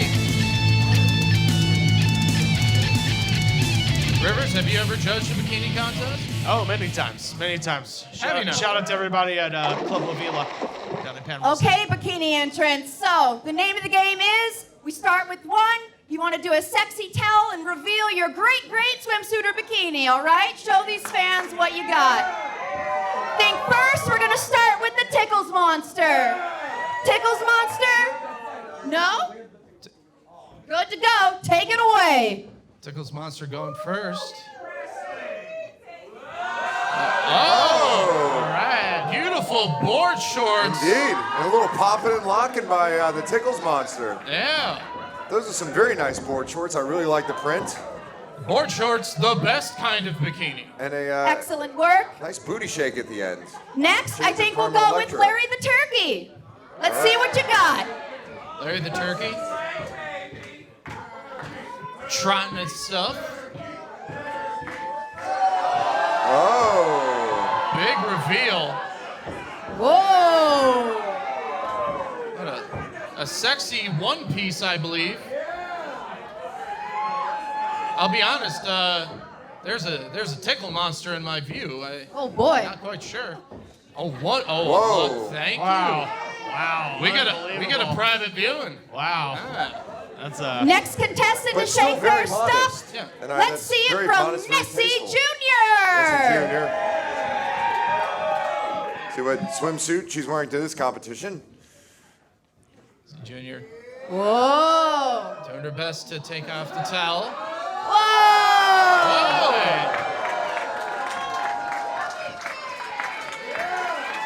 Doing a nice little side shuffle shimmy. Let's check. Oh, a two-piece. Oh, an actual two-piece. Yes, I actually like the appears to be pink piping on it, which contrasts well with the purple scales of the Nessie Jr. You sure do know your swimsuits, Dr. Pat. And last but not least, let's see what Samantha Squatch has for us. Here comes Sam Squatch. Don't I be know shy. my color palettes. I'm a winter. Oh. Oh my gosh! Whoa! Whoa! This is a family show. Wow. Sam Squatch showing off what appears to be handprints. Okay, Wow. so audience, I think we're gonna need your help with this. Who votes for the Tickles Monster? Let's hear it by applause. Larry the Turkey, how about Larry the Turkey? We got that nice V-string. How about Nessie? Prance around. Crowd heavily behind Nessie, yeah. And last, what about Samantha Squatch? Sam Squatch. Well, this is actually very close. Our It is sound close. meter is within the margin of error between the two. It's close between the two I'm cryptids. gonna have to say it's gonna be Nessie is the winner. Nessie, Nessie Jr. congratulations. victorious. The winner of the Monster Bikini Contest, Nessie Jr. What's that? Wait a minute. The Tickles Monster grabbing. Wait a minute. That's not the Tickles Monster. Oh, who invited? Oh no! Oh no! That's Phil Cosby. No. Oh God! Damn it. It's a no good jerk, Phil Cosby. Phil trying to Keep tickle. him away. Leave Sam Squatch alone, Phil Cosby. Don't put Phil Cosby anywhere near a bikini contest. This is Phil Cosby now tickling the winner, Nessie Jr. Sam Squatch going to the aid of her friend. Wait, hold on. Oh my God! Oh my God! It's Giraffadora! King Giraffadora! I've only heard about King Giraffadora in mythology. I didn't even know that. You were searching for King Giraffadora in the Dungeons of Doom, weren't you? I only thought it was a myth, and I always thought of myself as an expert on cryptozoology, but look at I can't believe my eyes. look at the necks. Rivers, This can you creature- believe this this creature- monstrosity? Batter my heart, a three-person giraffe. A three-necked, three-headed giraffe. Demon. It has necks for arms. Have you ever seen two giraffes compete against each other, fight each other? Imagine. They hit each other with their necks. This giraffe has 3 necks. I'm sorry, is there a nuclear waste spill at the Griffith Park Zoo? Why is this happening? Phil Cosby trying to attack King Giraffadora. This is just King simply... Giraffadora, oh my God! Oh, it's... Just biting Phil Cosby. The two-tailed, three-headed giraffe monstrosity is biting Phil Cosby. This is unbelievable. Whip to the ring. Oh, Dick that's perhaps the biggest boot I've ever seen. A size 39 hoof. King Giraffadora. Oh my God, I've never seen a creature as vicious. Dr. Pat, in all your years commentating for wrestling, have you seen such destruction? I'm just blown away because King Giraffadora is a giraffe with 3 heads, 3 necks. And his tails. And his tongues are not black, they're red. What? Look closely. A giraffe has a black tongue. A Giraffador has three red tongues. I don't know. Oh my God.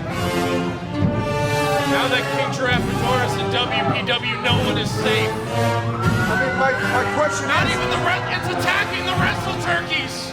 My question is with Giraffador, I mean, our owner, the owner of this company, Uncle Gary Tickles, he collects cryptozoological creatures for his menagerie, and is that his new finding? I don't know what I don't know what to think of this, guys. I'm absolutely speechless, I don't even know what to say about King I'm never going to the zoo again. It's unbelievable. I mean, I've seen some of the most vicious cryptozoological creatures. I've seen the Montauk Monster. I've seen the Mothman. You've seen the Montauk Mothman. I've seen the Ogopogo, but none of them compared to King Giraffador. Not even in the same universe. Wow. What if he becomes champion? What if he becomes tag champions? What if he becomes all the champions? It's possible. He says 3 heads. That's 3 people. We have 3 championships. It could happen. That's a good point. Well, let's go to Mean Janine in the ring. Thank you very much. Our next match is a singles match scheduled for 1 fall. First, making his way to the ring, he is the Monarch of Monrovia, the Sultan of Scepters, and the ruler of rudeness. Ladies and gentlemen, King Desi. All hail the king, everybody. You hear those trumpets, those beautiful trumpets ringing out into the Burbank evening. A man none of you deserve. King Desi, the Monarch Monrovia. It still sickens me to see that somebody can claim to be the king of a mid-sized Los Angeles suburb where, who, might I add, lost last week after getting punched in the face once. And the thing is that's really important to mention is that Jeff the Frying Pan Man, who stripped D Evil of his identity, the most evil force in pro wrestling, he was supposed to have frying panned King Desi and take his identity, take his crown, take everything from him, and with a helmet, he was able to protect himself. And his opponent, making his way to the ring, he is the Mexican who can. He is the side pony homie. He is Thereal Bravo. Fantastic competitor, veteran of wrestling, pro wrestling. One of the things that I'm very interested in is that he's had a very tumultuous relationship with his former enforcer, Chicho Sicario. Yeah, that's right, Dr. Pat. The last couple months, Chucho has been trying to rekindle the friendship between himself and Fidel, but hasn't panned out for him. It hasn't panned out for Fidel's win-loss record as a result. Theal Bravo, he's definitely, you might have seen him before, he's definitely taken the attention of a lot of different large wrestling organizations, but he's still here in wrestling, pro wrestling, and we consider ourselves very lucky to have him. I mean, he's a fantastic competitor. Agreed. Theal Bravo is a fantastic talent. King Desi, as you noted, escaped the wrath of Jeff the Frying Pan Man, which no one else has ever done. I mean, So he's not to be trifled with. all it took was a wig and a helmet, and he was able to escape his fate, his lot. I'm not a fan of King Desi, but I cannot deny how clever he is. Seems to be mocking Theal Bravo. Oh, here comes the... Oh, wow. Both his side pony and his height. Oh, and a big boot. King Desi just got crowned. With those snakeskin boots. Yeah. Theal Bravo, extremely sound wrestler. I mean, he has and he's taking the time to mock the Monarch of Monrovia, the King of Monrovia, King Desi. Oh, that's just wrong. Yeah. I think Fidel looks pretty good in a crown, Rivers. I think so too. No respect for Eastern Los Angeles County. None. Waistlock exchange by the two. Fidel up. Theal Bravo. As he breaks it up. Theal Bravo is an extremely accomplished professional wrestler and very dynamic. I mean, he has great technical skills. He has great lucha libre skills, and one of the things that's really kind of sets him apart, he's extremely, extremely tough. He can take a lot of punishment, withstand a lot of punishment, and bounce back from it. I've seen him battle the likes of Eric Watts and others, and he's somebody that, you know, shows a lot of heart, a lot of resolve, and you can never count him out. But King Desi, known to break the rules, and turnbuckle, splash by Bravo. And I have to say, without Chucho El Sicario there to even out the odds and keep an eye on King Desi, I think that... Still good down there. Neck breaker goes for the cover, 2. 2 count. I agree with your assessment, Dr. Pat. In spite of Fidel Bravo's cocky attitude, he seems to deliver. Great basement drop kick. Bravo goes for the cover again. 1, 2. Fidel Bravo, quick as a hiccup. I mean, he's comes from every angle in the ring. Rivers, what does King Desi have to do in order to beat I would say the that. Pony Homie? I'd say a good shot to the breadbasket.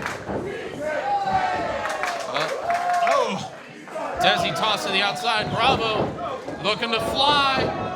Oh. Denied by Desi. There's where King Desi becomes very dangerous. Is lying in the cut, waiting for Fidel Bravo to make a mistake like that. Great presence of mind by King Desi. I mean, we denigrate King Desi for being a rule breaker, for being an all-around piece of garbage, but he definitely has great ring presence. And he was able to telegraph that suicide dive. I'll say this, King Desi may be a coward, but he's clever. And that has gotten him far, thus far, at Wrestling Pro Wrestling. Both men attempting a suplex, but Desi ramming Fidel Bravo into the ring post. Oh, is he gonna put him on those cheap banquet chairs? Nope. King Desi taking every opportunity to so the cover 2, kick out. Belittle and besmirch the wrestle turkeys. Well, he feels like a king can do what he wants to his royal subjects. Getting all of that 5 count. Biting. He appeared to be biting the neck of Fidel Bravo. Snapmare takeover by King Desi. But we have to think, Fidel Bravo has not been the same since he has let go of Chucho El Sicario. You know what I mean? That might cause an issue for Fidel Bravo. I would actually attribute a lot of his success to Chucho. I mean, Chucho was definitely his eyes outside the ring, and he definitely yeah, but guys, in recent months, his will. But in recent months, Chucho has been more of a detriment as he's been trying to mend fences with Fidel. He's been costing Fidel matches. He might be better off without him, sadly. King Desi imploring Isaac Hayes to count faster. But since he is not in Monrovia or even Montebello, I don't think that his royal decree can carry any weight. He doesn't seem better off without him. Oh! Strike to the gut by Fidel Bravo. And another one. King Desi has been training for his match, using his royal seconds to do a lot of training on his behalf. I saw him out on Venice Beach having his body slam subjects by Desi. doing chin-ups for him and running for him. So, been training hard. Kingly fist drop with a 1, 2. Desi looking frustrated.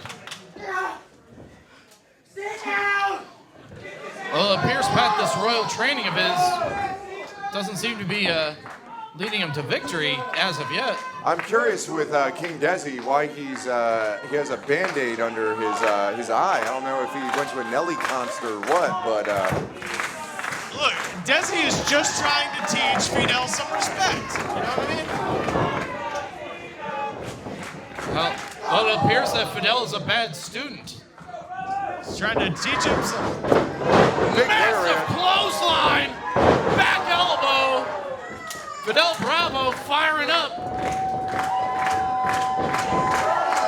Desi returns with a back elbow, bringing the momentum. Big kick. Nice drop kick, 1, 2. 2 count. Fidel Bravo. King Desi has definitely brought his A game to this matchup as much as we've been calling him out for being who he is. Yeah. Bravo picking up Desi. No. Desi's raking the eyes of Fidel Bravo. Referee Isaac Hayes giving him the business and checking on Bravo, making sure that he can still compete in this match. Wait a minute. There's that scepter. He's used that scepter. Whoa, wait a minute. Wait a minute. Guys, look who's coming out. It's Chucho El Sicario. Chucho grabbing the scepter. Clocking King Desi with that scepter. Referee's back is turned. Wait a minute. Oh, this is just ridiculous. Has him around. Big Michinoku driver by Fidel Bravo with the cover. He got him. Fidel Bravo victorious, and Chucho El Sicario. Fidel Bravo didn't see Chucho actually go and help him out. Your winner, Fidel Bravo! For the first time in months, Chucho Sicario has actually helped Fidel Bravo to victory. I just hate it for King Desi that on the very week that the Little Caesars in Monrovia agreed to give him a $5 cheese or pepperoni pizza, hot and ready whenever he wanted it, and now he comes to Burbank and gets disrespected by Fidel Bravo and Chucho El Sicario. It's not fair, it's ridiculous, and everybody should be ashamed of themselves for even being part of this. I'm curious to see that whether or not Fidel Bravo gets the word on whether or not Chucho El Sicario actually helped him out and was able to even out the odds against King Desi. Fidel Bravo taking the regalia of... Yeah, Fidel Bravo crowning himself the king of Burbank after winning a victory over King Desi. Well, I mean, that might be a pretty dubious claim because I think that maybe somebody already has claim to Burbank and being the ruler of Burbank. Well, there's a Mr. involved, but let's find out together, folks. Here's Mean Janine. Ladies and gentlemen, it's time for another singles match scheduled for one fall. First, making his way to the ring, blonde hair, blue eyes, tan skin, and a muscular physique. He is the epitome of California. He is Mr. 91506. Ladies and gentlemen, give Mr. Burbank a nice welcome back. Mr. Burbank in his hometown, making his return to Wrestling Pro Wrestling.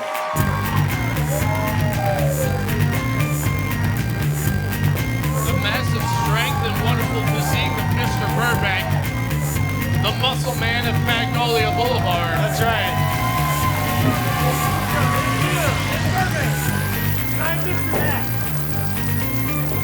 Mr. Burbank, has great physical attributes, and the thing that's dangerous about it is that he knows about his physical attributes, and he won't stop telling people about his physical attributes. Quite frankly, if I had his physical attributes, I wouldn't stop talking about him. And his opponent, making his way to the ring from Tuskegee, Alabama. Oh, here we go. He is part man, part peanut, and 100% monster. Ladies and gentlemen with nut allergies, stand back because here comes George Washington Carver's Monster. Dr. George Washington Carver's Monster. Listen, I gotta say, guys, as the Alabama Hammer, in the proud tradition of Paul Bear, beautiful Bobby Eaton, and Hardcore Holly, he is a credit to Alabama wrestling, and we are so happy and so honored to have Dr. George Washington Carver's Monster from Tuskegee, Alabama, just 15 minutes up the road from where I'm from. I love it. George Washington Carver created 105 uses for the peanut, and this is definitely the most dangerous of those uses that he discovered. The unsalted monstrosity Oh, of and Frank and that big fist. Look at the size of his arm. That big slamoo arm of his has rocked many a wrestler here at Wrestling Pro Wrestling. The Frankenpeanut enters. Referee Nick Bonanno trying to steer clear. Mr. Burbank seems a bit puzzled because it appears that he might not have the largest arms in Wrestling Pro Wrestling. Oh, he just went for Nick Bonanno there. More because George Washington Carver's Monster, look at the size of that bicep. That must be 32, 34 inches around. Yeah, easily, like you say, easily a yard long. He's the legume of doom, you guys. The legume of doom. Very good, Mr. Langley. Mr. Burbank steeling himself for the battle here at the legume of doom. Well, can you blame him?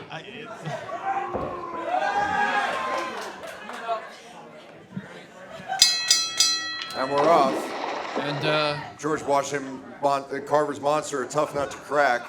That Mr. Burbank is well, getting into the ropes and getting some degree of sanctuary because it's very difficult to form a game plan to battle a Mr. beast. Burbank is easily confused because peanuts are a great source of protein but can be very fatty. Collar and elbow tie up. And Mr. Burbank trying to get lock. Mr. Peanut losing his glove. Oh, he's got that big arm. Wrenching the giant wrist of the Franken Peanut, George Washington Carver's Monster. Shoulder block.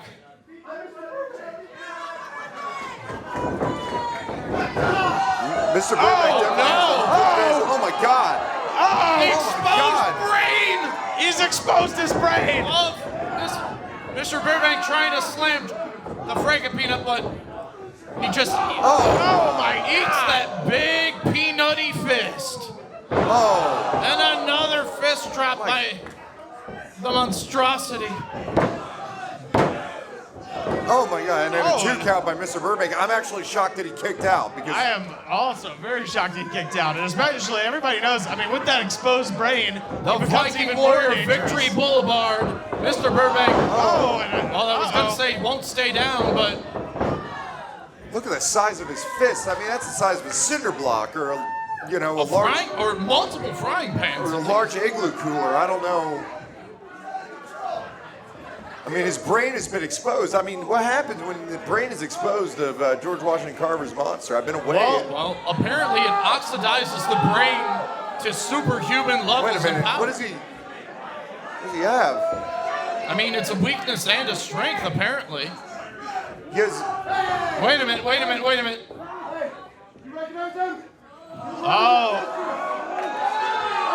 Oh, Mr. Burbank showing what appears to be a jar of peanut butter. Don't! Your dad, he made this! He made this happen to your family! Oh my God, he's... The dark secret of George Washington Carver peanut butter. Oh my God! Just tell him about... Oh, that's awful! The monstrous Mr. Burbank goes in. Oh, and a big tackle! Pounce by Burbank! Goes for the cover. 1, 2. Oh, and a 2 count. Oh. Mr. Burbank covered in that creamy peanut butter. He's going to war. He's ready for war. I mean, he's wearing the war paint. You thought it would... Oh! Big stomp. Stomping them nuts. Going for the cover in 1, 2. It kicks out. He's trying to crack the shell of George Washington Carver's Monster. Mr. Burbank thought this was going down smooth, but it's been chunky ever since.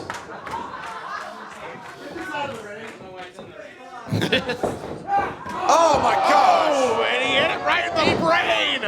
He brained him with that butter! Got him with that nut shot! He nut shotted him! He hit him with his own! He nut shotted the peanut monster. Ladies and gentlemen, your winner, Mr. Burbank! Mr. Burbank, absolutely sadistic, covering his face with... Dirty trick or not. With the family of the George Washington Carver's Monster, I mean... Dirty trick or not. George Washington Carver's Monster is absolutely shocked and appalled that his creator would grind up his relatives into a... Wow, that was a different side of Burbank. Yeah. Dirty trick or not, Mr. Burbank is our winner. Wow. George Washington Carver's Monster is beside itself, discovering that all of its family had been mashed into a delicious, tasty paste. Spreadable. Has your family ever been spreadable, Rivers? Not by a famous biologist and doctor, no. That's awful. The What about you, own Dr. Pat? Creator, not entirely can't unlike comment the on original that. Frankenstein, he felt betrayed by his own creator. That's just pure romanticism there. Well, let's see if George Washington Carver's monster can win his match against existential dread. Look, this was a match befitting of Mary Shelley. Look, I just got to say, we're seeing a whole different side of Burbank with this match. It's like that weird part where the 5 meets the San Fernando Road. Over by. I mean, that was Mr. Burbank over by the Home Depot. Yeah, that's the only weird part of Burbank I knew. But now we've seen a whole different side. Guys. Oh, is this our champion? That's the music of our WPW champion, Ricardo Flair. Ricardo Flair challenged earlier in the night by his former teammates. I hear the bars of Das Pack Zarathustra, and it appears that our champion is coming, but I don't know from where. I don't know if he's still stuck in the limo in the back. I have no idea. He may be still looking for a partner. He might be. I mean, it's a tall order for Ricardo Flair, even though he is the champion. He's alienated himself and kind of insulted everybody in the back, and well, there he comes. The culture boy. Prettiest player in the game, Ricardo Flair. But notice Ricardo Flair coming out alone. Yeah, without the belt even. I mean, Well, it's all business. He's keeping that belt protected. I came here tonight for forgiveness. And you know what they say? Keep your friends close and your enemies closer. Wait, what? This can't mean what I think it So means. if I can't have my friends, and my friends want to kick my ass, then I want a guy who's really experienced fighting my friends. I want String! Wait a minute. Is Ricardo Flair... the man they call String. The man called String is here. He's here. Ricardo Flair is teaming up with String. Well, String being a bigger cheese than I could ever be. Teaming up with Ricardo Flair, apparently.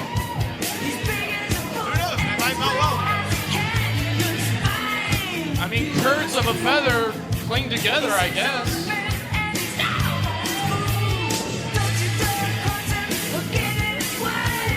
Show of respect by Ricardo Flair to the toughest string cheese. Ricardo Flair helping String into the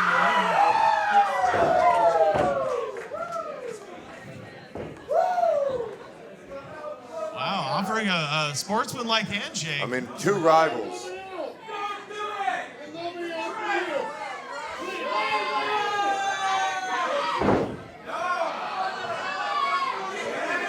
String is conflicted. These two have had great battles. They've been rivals forever. And a handshake. Ricardo Flair seems sincere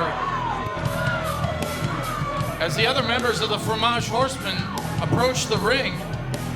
This is, Marv Anderson. Even with this newfound alliance, they do find themselves outnumbered here. Marv Anderson seems very unsure about what they're getting themselves into. I don't think they anticipated that String would be teaming up with Ricardo Flair. I mean, 2 competitors have been at each other's throats the entire time that they've been here in Wrestling Pro Wrestling. Ricardo Flair counseling String. And Rivers, it may appear to be 3 against 2, but String has that equalizer, his bat. So one last-ditch effort to try to get the Fromage back on his side here.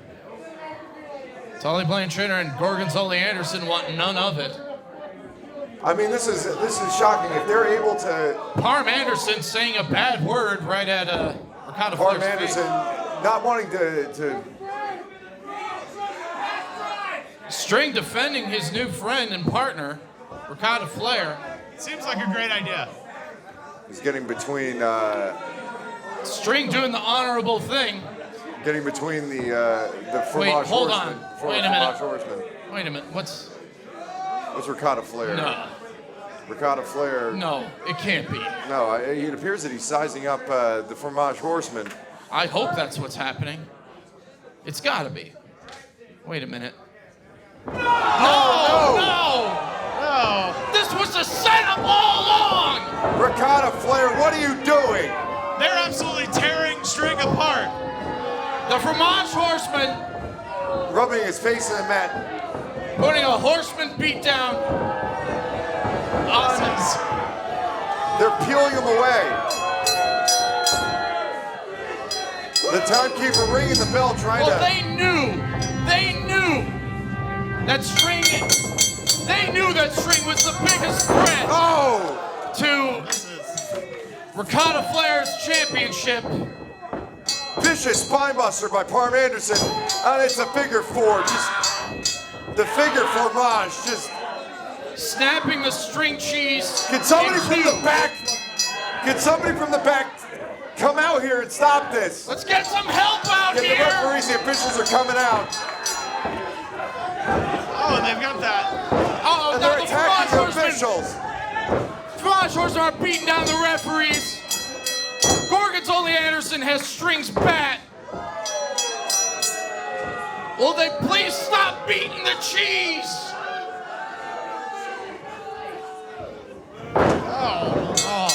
String trusted for Ricotta Flair, and Ricotta Flair was this a setup all along? This looks like a charcuterie plate out here. This is awful. And the Fromage Horsemen appear to be back together. Look, this is why I don't make new friends. This is absolutely disgusting. This stinks like the cheeses that they are. And the Fromage Horsemen have turned. String willing himself back. Have not turned on each other. They've been a unit all along, and String showing trust to Ricotta Flair. The Wrestle Turkeys urging String back to his feet. Unbelievable resolve here. You can tear him up, but you can't keep him down. And he howls to the crowd. String is out for revenge. Never underestimate the Stringer. And I cannot imagine what sort of just torment that String is going to release upon the Fromage Horsemen. In the meantime, WPW officials helping String to the back. Every single one of them needs medical attention after that Fromage Horseman beatdown. Well, in any event, let's go to Mean Janine. Ladies and gentlemen, our next match is our semi-main event and is a singles match scheduled for one fall. First, making his way to the ring, Mr. Elbow Bomber, the Southern Dandy, the king of the crossroads, the goddamn man, Tyler Bateman! Tyler Bateman back at Wrestling Pro Wrestling. Making an appearance, and he is a very impressive competitor. I mean, he is a master striker. He's absolutely tough. Great street fighter. An aggressive competitor, a great competitor, and a man who's literally never in a good mood. It's my favorite thing about him. One of the most dangerous and unpredictable wrestlers here in WPW. From 5 Points and More, Oklahoma, Tyler Bateman, the goddamn man. Though he did have some trouble in that triple threat against Rubber Baby and Leather Daddy, that hasn't faced Tyler Bateman. Who wouldn't? Tyler Bateman, just one of the most violent competitors here in Wrestling Pro Wrestling, and I take a lot of joy in watching him compete. I mean, you just... And his opponent, making his way to the ring. Look, up in the sky, it's a bird, it's a plane. No, it's Gregory Schmeggery Sharp! Gregory Schmeggery Sharp, just absolutely exciting wrestler. I mean, he's one of the best high flyers in Wrestling Pro Wrestling. Maybe the highest of high flyers. I mean, he is a literal airplane. You raise a good point, Rivers.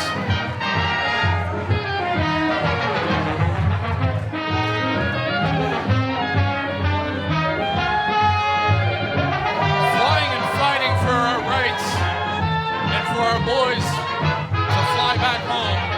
Gregory Schmegory Sharp. I've had the fortune of watching Gregory Schmegory Sharp twice live, and both times I've been extremely impressed by him. We're in for a treat. I mean, these are two competitors at the top of their game, and I mean, the thing about them is that every time you see them, you think they cannot get better, but they wow you even more so every time you see them, and I'm just very interested to see what levels they're willing to push themselves facing off with each other. I mean, this is going to be an absolutely fantastic match, and I'm looking forward to. I wholeheartedly agree, Dr. Pat. I was going to say, once again, we see this conundrum every time Gregory Schmegory competes. He has to give up his airplane. Unfortunately, you can't. That's the very definition of a foreign object. You can't have an airplane in the ring. It's American made. It's okay. Fair enough. It's an American object, yes. It's going to be Flight versus Fury. Gregory Sharp versus Tyler Bateman. Nick Madonna, the referee.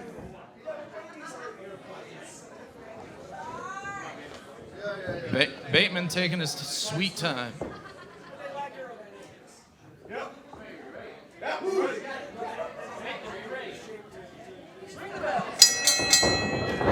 Oh, wow. That's a pump strikes and a kick and a knee lift by Gregory Schmegory. Wow, we're off to an explosive start here immediately. Oh! Big back elbow by Bateman. Wow, there goes the goose in the propeller.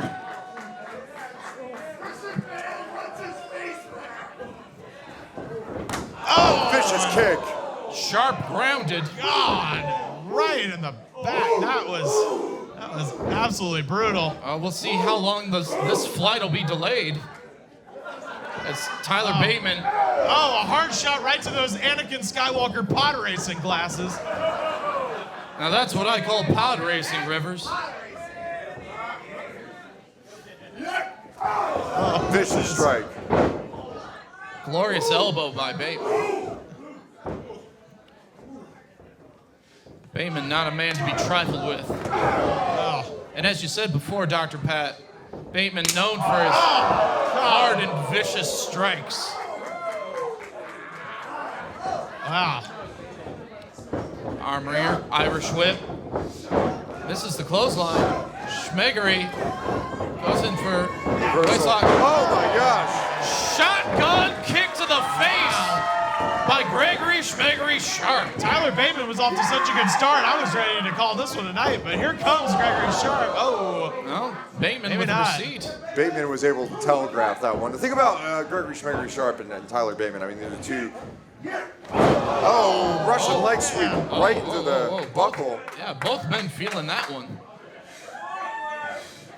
Well, the thing about Tyler Bateman is that he has an incredible capacity to inflict violence upon people, but it's matched by his incredible ability to absorb violence upon him.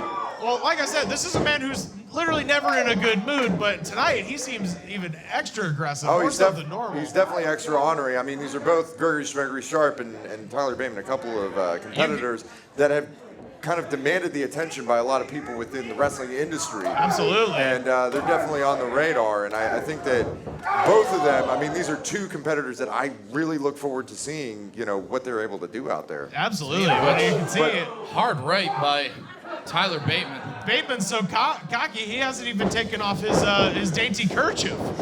Big kick by Gregory Schmegory Sharp. To your point earlier, Dr. Pat, Tyler Bateman loves giving and taking punishment, much like Leather Daddy earlier. Well, I think it's a different Gregory Schmegory bomb attempt, but no. Tyler Bateman, fireman's carry. Discus forearm. And Gregory Schmegory Sharp, he was out on his feet. He's kind of fallen to the corner. Wrestle Turkey's wolfing along with Tyler Bateman. Gregory Schmegory Sharp, his eyes are appearing to glass over slightly. It's tough to say with those goggles on, those aviation goggles on. Bateman clearly the alpha amongst the Wrestle Turkeys. Smack to the chest.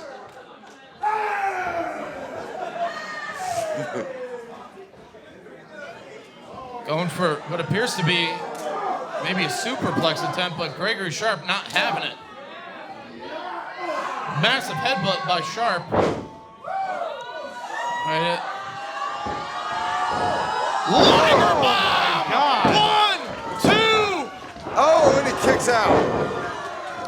Quarter of an Almost inch three. to a 3 count. Wow. That was impressive by both men. It's impressive, but Bateman's still alive. He's just mad now.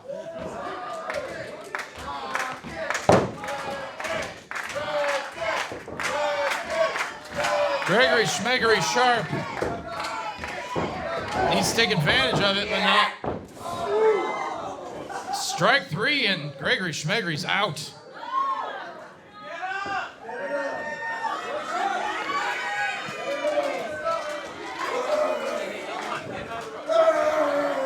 Tyler Bateman rubbing a little bit of insult into that injury, courtesy of his size 13.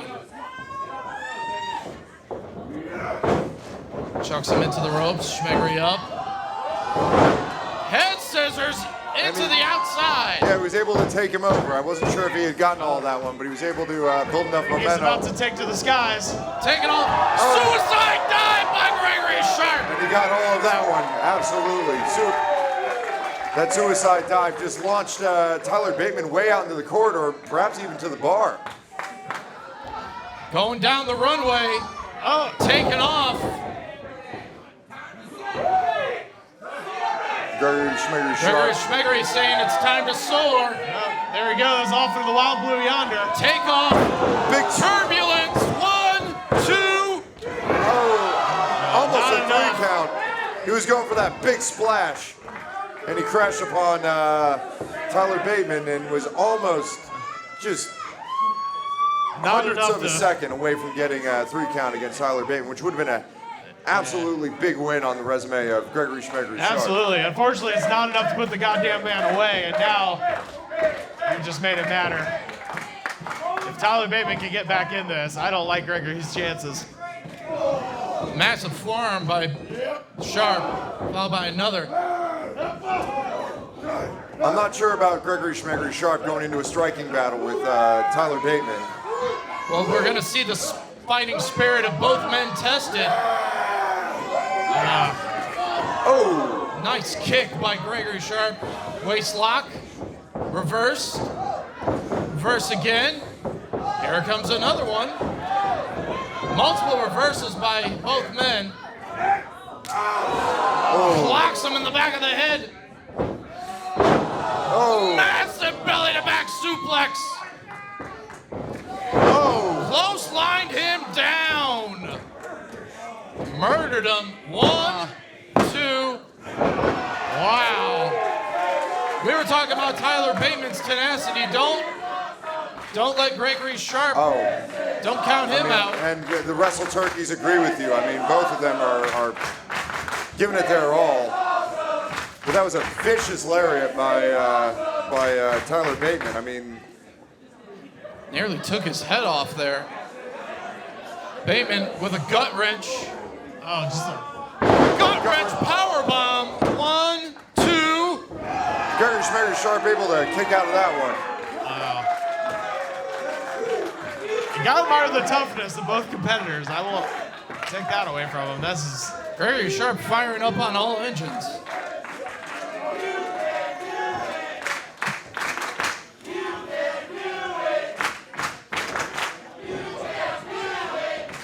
Oh, there goes the tape. The ticker tape parade, but not the kind Gregory Schmeggery's hoping for. Gregory Schmeggery, vicious strikes of his own. Oh my God! Headbutt to the torso. That was by the goddamn man, Tyler Bateman. I mean, that was brutal. I mean, that was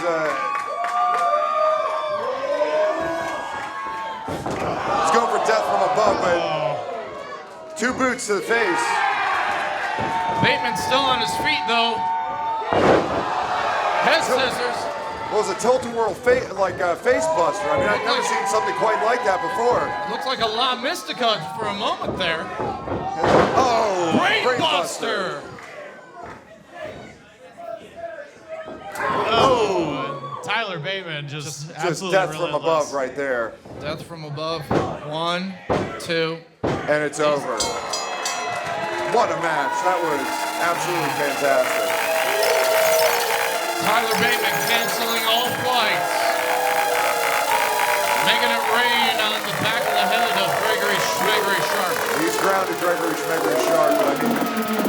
Your winner, Tyler Bateman! Both of these competitors showed quite a lot. I mean, Gregory Schmegory Sharp was able to go toe-to-toe with Tyler Bateman in a striking battle and get the best of him on a couple of opportunities. I mean, both of them have incredible futures, and I hope that there's another opportunity for the two of them to face off in pro wrestling, because that was an absolutely blistering matchup. I agree, Dr. Pat. I would love to see a rematch between these two in the future. Tyler Bateman walking to the back, probably, he's going to need a couple of whiskeys to deal with the pain that Gregory Schmegory Sharp inflicted upon him. Gregory Schmegory Sharp, you gotta give it up for him. I mean, he had a... Of course, there's nothing to be ashamed of. I mean, Gregory Sharp fought so hard. I mean, at a couple of opportunities during that match, I thought he had it made. I thought he was able to, take to the pay window, but... It could have gone either way, like you said, Dr. Pat. Even in defeat, the Wrestle Turkeys are heavily behind Gregory Schmegory Sharp. And as well they should be. I consider myself extremely lucky to have the opportunity to watch that match, but before the main event, I just want to take the opportunity to thank everybody for coming out to the Moose Lodge. See Bash 24 miles from the beach.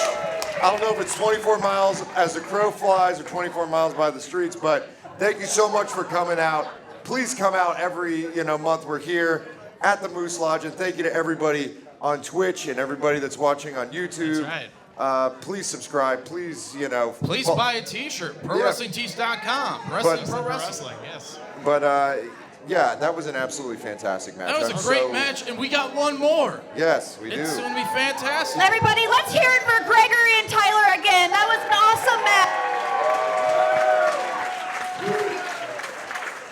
This next match is our main event of the night.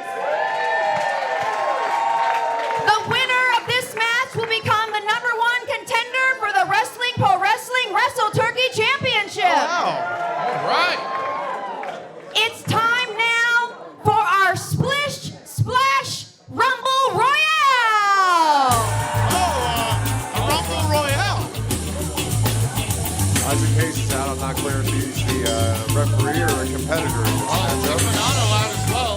Hey, maybe they'll throw their hats in the ring to go for the #1 contendership for the richest prize. Given all the frustration those two have gone through, I don't blame them. They should get some title matches. I mean, Isaac Hayes having to deal with rubber baby and leather guy. I mean, at least give him a Midcard title shot. Very least people do. Well, let's see who our first competitor is going to be.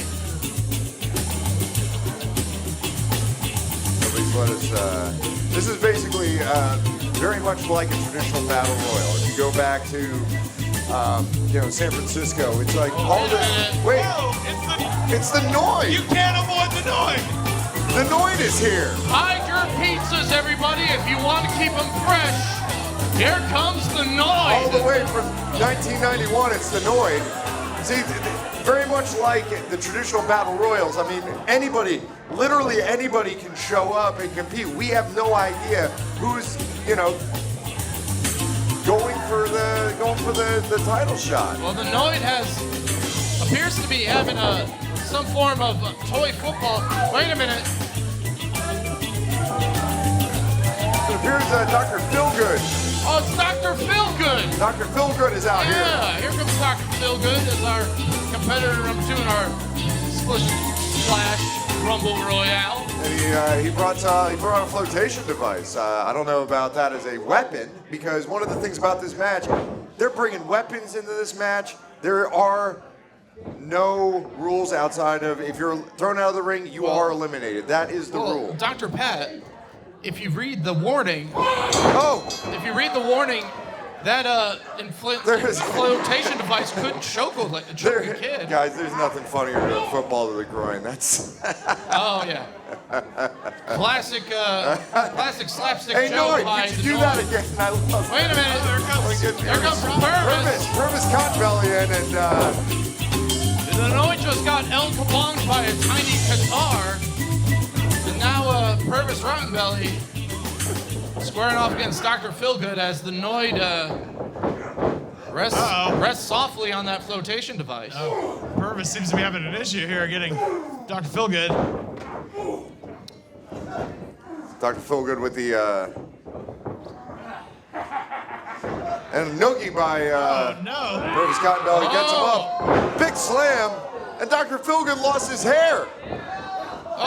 And the Noid is choking Dr. Feelgood. Who's our next competitor? Here comes Gentleman Jarvis. And what does he have with him? Appears to be a small net for tadpoles. Apparently, a summertime activity for Gentleman Jarvis is butterfly catching. Well, that is actually a tadpole net. If you go out to a creek, you will take a tadpole net in there. You know, pick up some tadpoles, throw it into aquarium and see them turn into frogs. Dr. Feelgood taking, and Purvis is protecting his brother.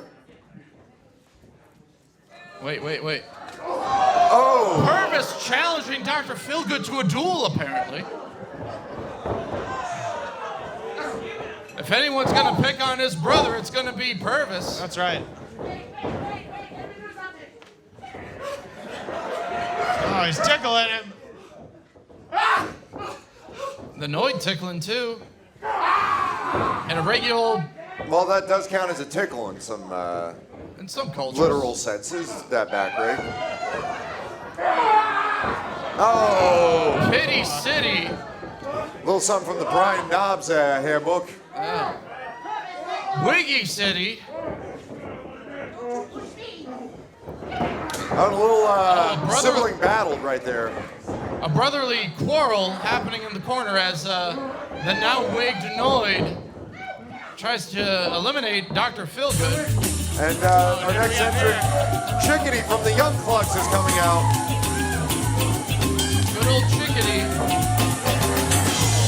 Chickadee actually, as we mentioned before with El Pollo Loco and his the power of his beat, Chickadee, her pecs are lethal. She's felt much larger competitors with that beat. And Purvis Cottonbelly and Gentleman Jarvis are tied up. Well, if other members of the Young Club show up, we may have a super chick party on our hands. In the meantime, Chickadee... Dr. Feelgood out on his feet. With a And, beach ball. the Noid, it seems that Purvis Rottenbelly cannot avoid the Noid. The Noid getting rid of the freshness of Purvis Rottenbelly's ankle there. Chickadee pecking at Purvis Rottenbelly. As you can see, she's has taken Purvis down close to elimination. Unga Bunga. Unga Bunga the caveman. And meanwhile in the ring, Gentleman Jarvis employing a very effective spider monkey technique. Unga Bunga with that smacking everyone with a flip flop. Oh wow, my mom did that to me. Wait a minute. Oh, Chickadee shaking her tail feather, and Unga Bunga has a big bone for Chickadee. Oh. Ironically, a man named Purvis prevented that perverted thing from happening. And out comes Gusten Uberstud. Gusten Uberstud is out. Once again, Gentleman Jarvis doing the spider monkey technique on the middle rope. Oh, he's got himself a water gun. The pride of Deutschland. Yeah. Oh, he's got a squirt gun going. Oh no. Everyone in the ring is getting mildly wet. Oh, and the Noid is... Right in the eyes of the Noid. And a Bronco Buster by Gusten Uberstud. Right on... no! God. A femur to the scrotum. Wait a minute. We have a referee in the match. Referee Adnan is with some form of a pump-action water pistol. Oh my God. Oh my God, he killed Gentleman Jarvis. Nobody told me that this event is sponsored by Super Soaker. Unga Bunga rightfully femoring the head of referee Adnan. And I don't know why, but the Noid is obsessed with the ankles of every Well, the competitor. shoes. He appears to be trying to take the shoes off of every competitor. And Unga Bunga has taken quite a liking to Chickadee, but Chickadee is... so far, no one eliminated in this not returning, Rumble Royale. Wait a minute. Here comes some masked person. Some sort of... Some flashlight right in the eyes. I mean, that's a bright flashlight right there. I think that's a mag light. And Mag if anybody's light. know- I don't know if that's Super Narc. I think Super Narc is out here, and he's attacking Unga Bunga and trying to take his bone from him. Nothing screams summer fun like a flashlight in the eye. Well, there's nothing that screams the end of summer fun like a flashlight to the eyes. I mean, the Noid is trying to, we have a tug of war over the bone. There seems to be a giant tug of war, yeah. Like you said. Goose and Uberstad taking up the anchor in that one. Goose and Uberstad, Germany's greatest wrestler since Alex Wright. Giant back and forth over that bone. That's a sentence an adult said. And Unga Bunga. Sexy Chino is here. Sexy Chino! All right! Just what we need. More ridiculous nonsense. Wait a Where's minute. Sexy Chino? What does Sexy Chino have there? I think that's a slip and slide. It looks like a... That looks like, I don't know if that's Yeah. an uninflated kiddie pool or if that was some sort of beach blanket. I don't know what that is. I think Rivers is right. That appears to be some form of slip and slide as Sexy Chino Sexy Chino dancing. And meanwhile, everyone's still fighting over that bone. Sexy Chino with what appears to be a piece of paper. I think that's Is he reading the instructions on a slip and slide? Oh, and Gentleman Jervis, being the gentleman that he is helping Sexy Chino put Wait a together minute. the slip and slide. Dr. Feelgood also chipping in. Who needs instructions on a slip and slide? Dr. Feelgood attempting to moisten the slip and slide with water. It appears to be a team effort between Sexy Chino and Gentleman Jervis and Dr. Feelgood. Dr. Feelgood. And they're still Now fighting everyone over is- the bone. And Wait a minute, everyone's on the slip and slide. They're slipping. The Noid. Wait, everyone's slipping on the slip and Oh slide. my God. They're sliding out of the... We got a winner, folks! Ring the bell! That's absolutely ingenious by Sexy Chino. Sexy Chino back to his dancing ways. And it's Ladies and gentlemen, your winner and number one contender, Sexy Chino! Sexy Chino victorious and now the number one contender against Ricardo Flair for the Wrestle Turkey Championship. We got a new number one contender by a slip and slide of all things. And Sexy Chino, who is back to his dancing ways. And wait a minute. Here comes The Vermont Horsemen are out. And Gentleman Jervis is still in the ring. Oh, come on. First string and now this? Oh. They're viciously attacking him.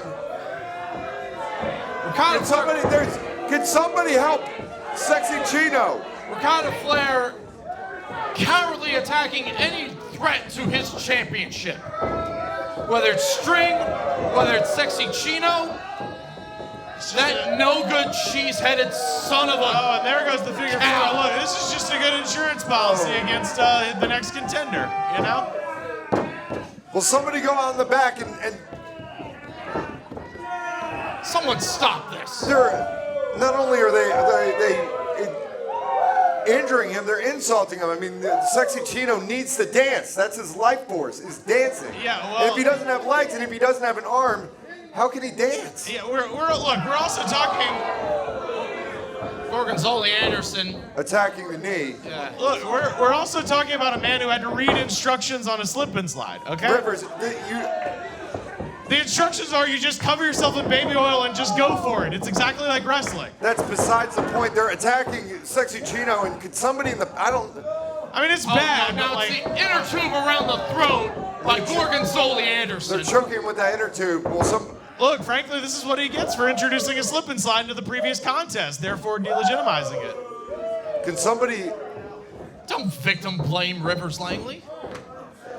Oh, there's the flip-flop to the guy. Yeah. Injury.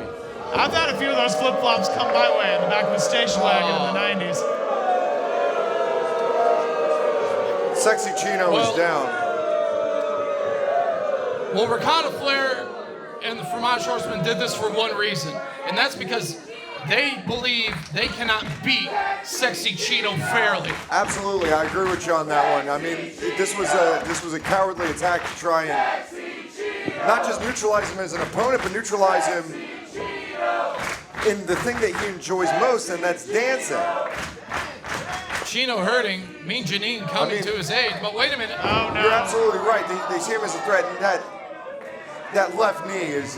This idiot is going to Ladies and gentlemen, that's been our show for tonight. Join us on September 20th to see if Chino can get some revenge. Oh, is he making it? Yeah, okay, yeah. Stop cheering this. He's not going to be able to get up. Will you stop, Rivers? Yeah, this is all. Just quit encouraging this. Absolutely cowardly attack by the We'll see on Fromage September 20th. The poor man is like a bug that's been stepped on, and now you want him to dance? Well, Unbelievable. Rivers, I think that the thing that you're missing is that Sexy Chino, who was victorious after a long feud with his brother, King Desi, has gotten back his ability to dance. And with that, he's a threat. He's an absolute threat. Sure. And now, That's it, ladies and gentlemen. Like I said, September 20th, Wrestling Pro Wrestling proudly presents Done by 10:30, or your mattress is free. Wow. Thank you very much. Folks, thank you so much for joining us on YouTube, for watching at home, for watching here in Burbank.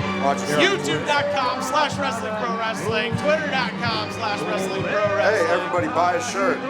Go to ProWrestlingTees.com. Buy a shirt. Look up Wrestling Pro Wrestling. A number of great shirts available. That's right. Join us again September 20th for our next show. Oh, guys, this was a fantastic summer event, right? Absolutely. Unbelievable. The A match. bash. Can you imagine it? Only 24 miles from the beach. It's fantastic. We're pretty close. I'm curious to see, is Sexy Chino going to get a measure of revenge upon the Fromage Horseman? Is String going to get revenge on the Fromage And I'm Horseman very too? interested to see if String and Sexy Chino together, what they're able to do. Because the two of them as a force united, they're definite superpowers. And I don't know,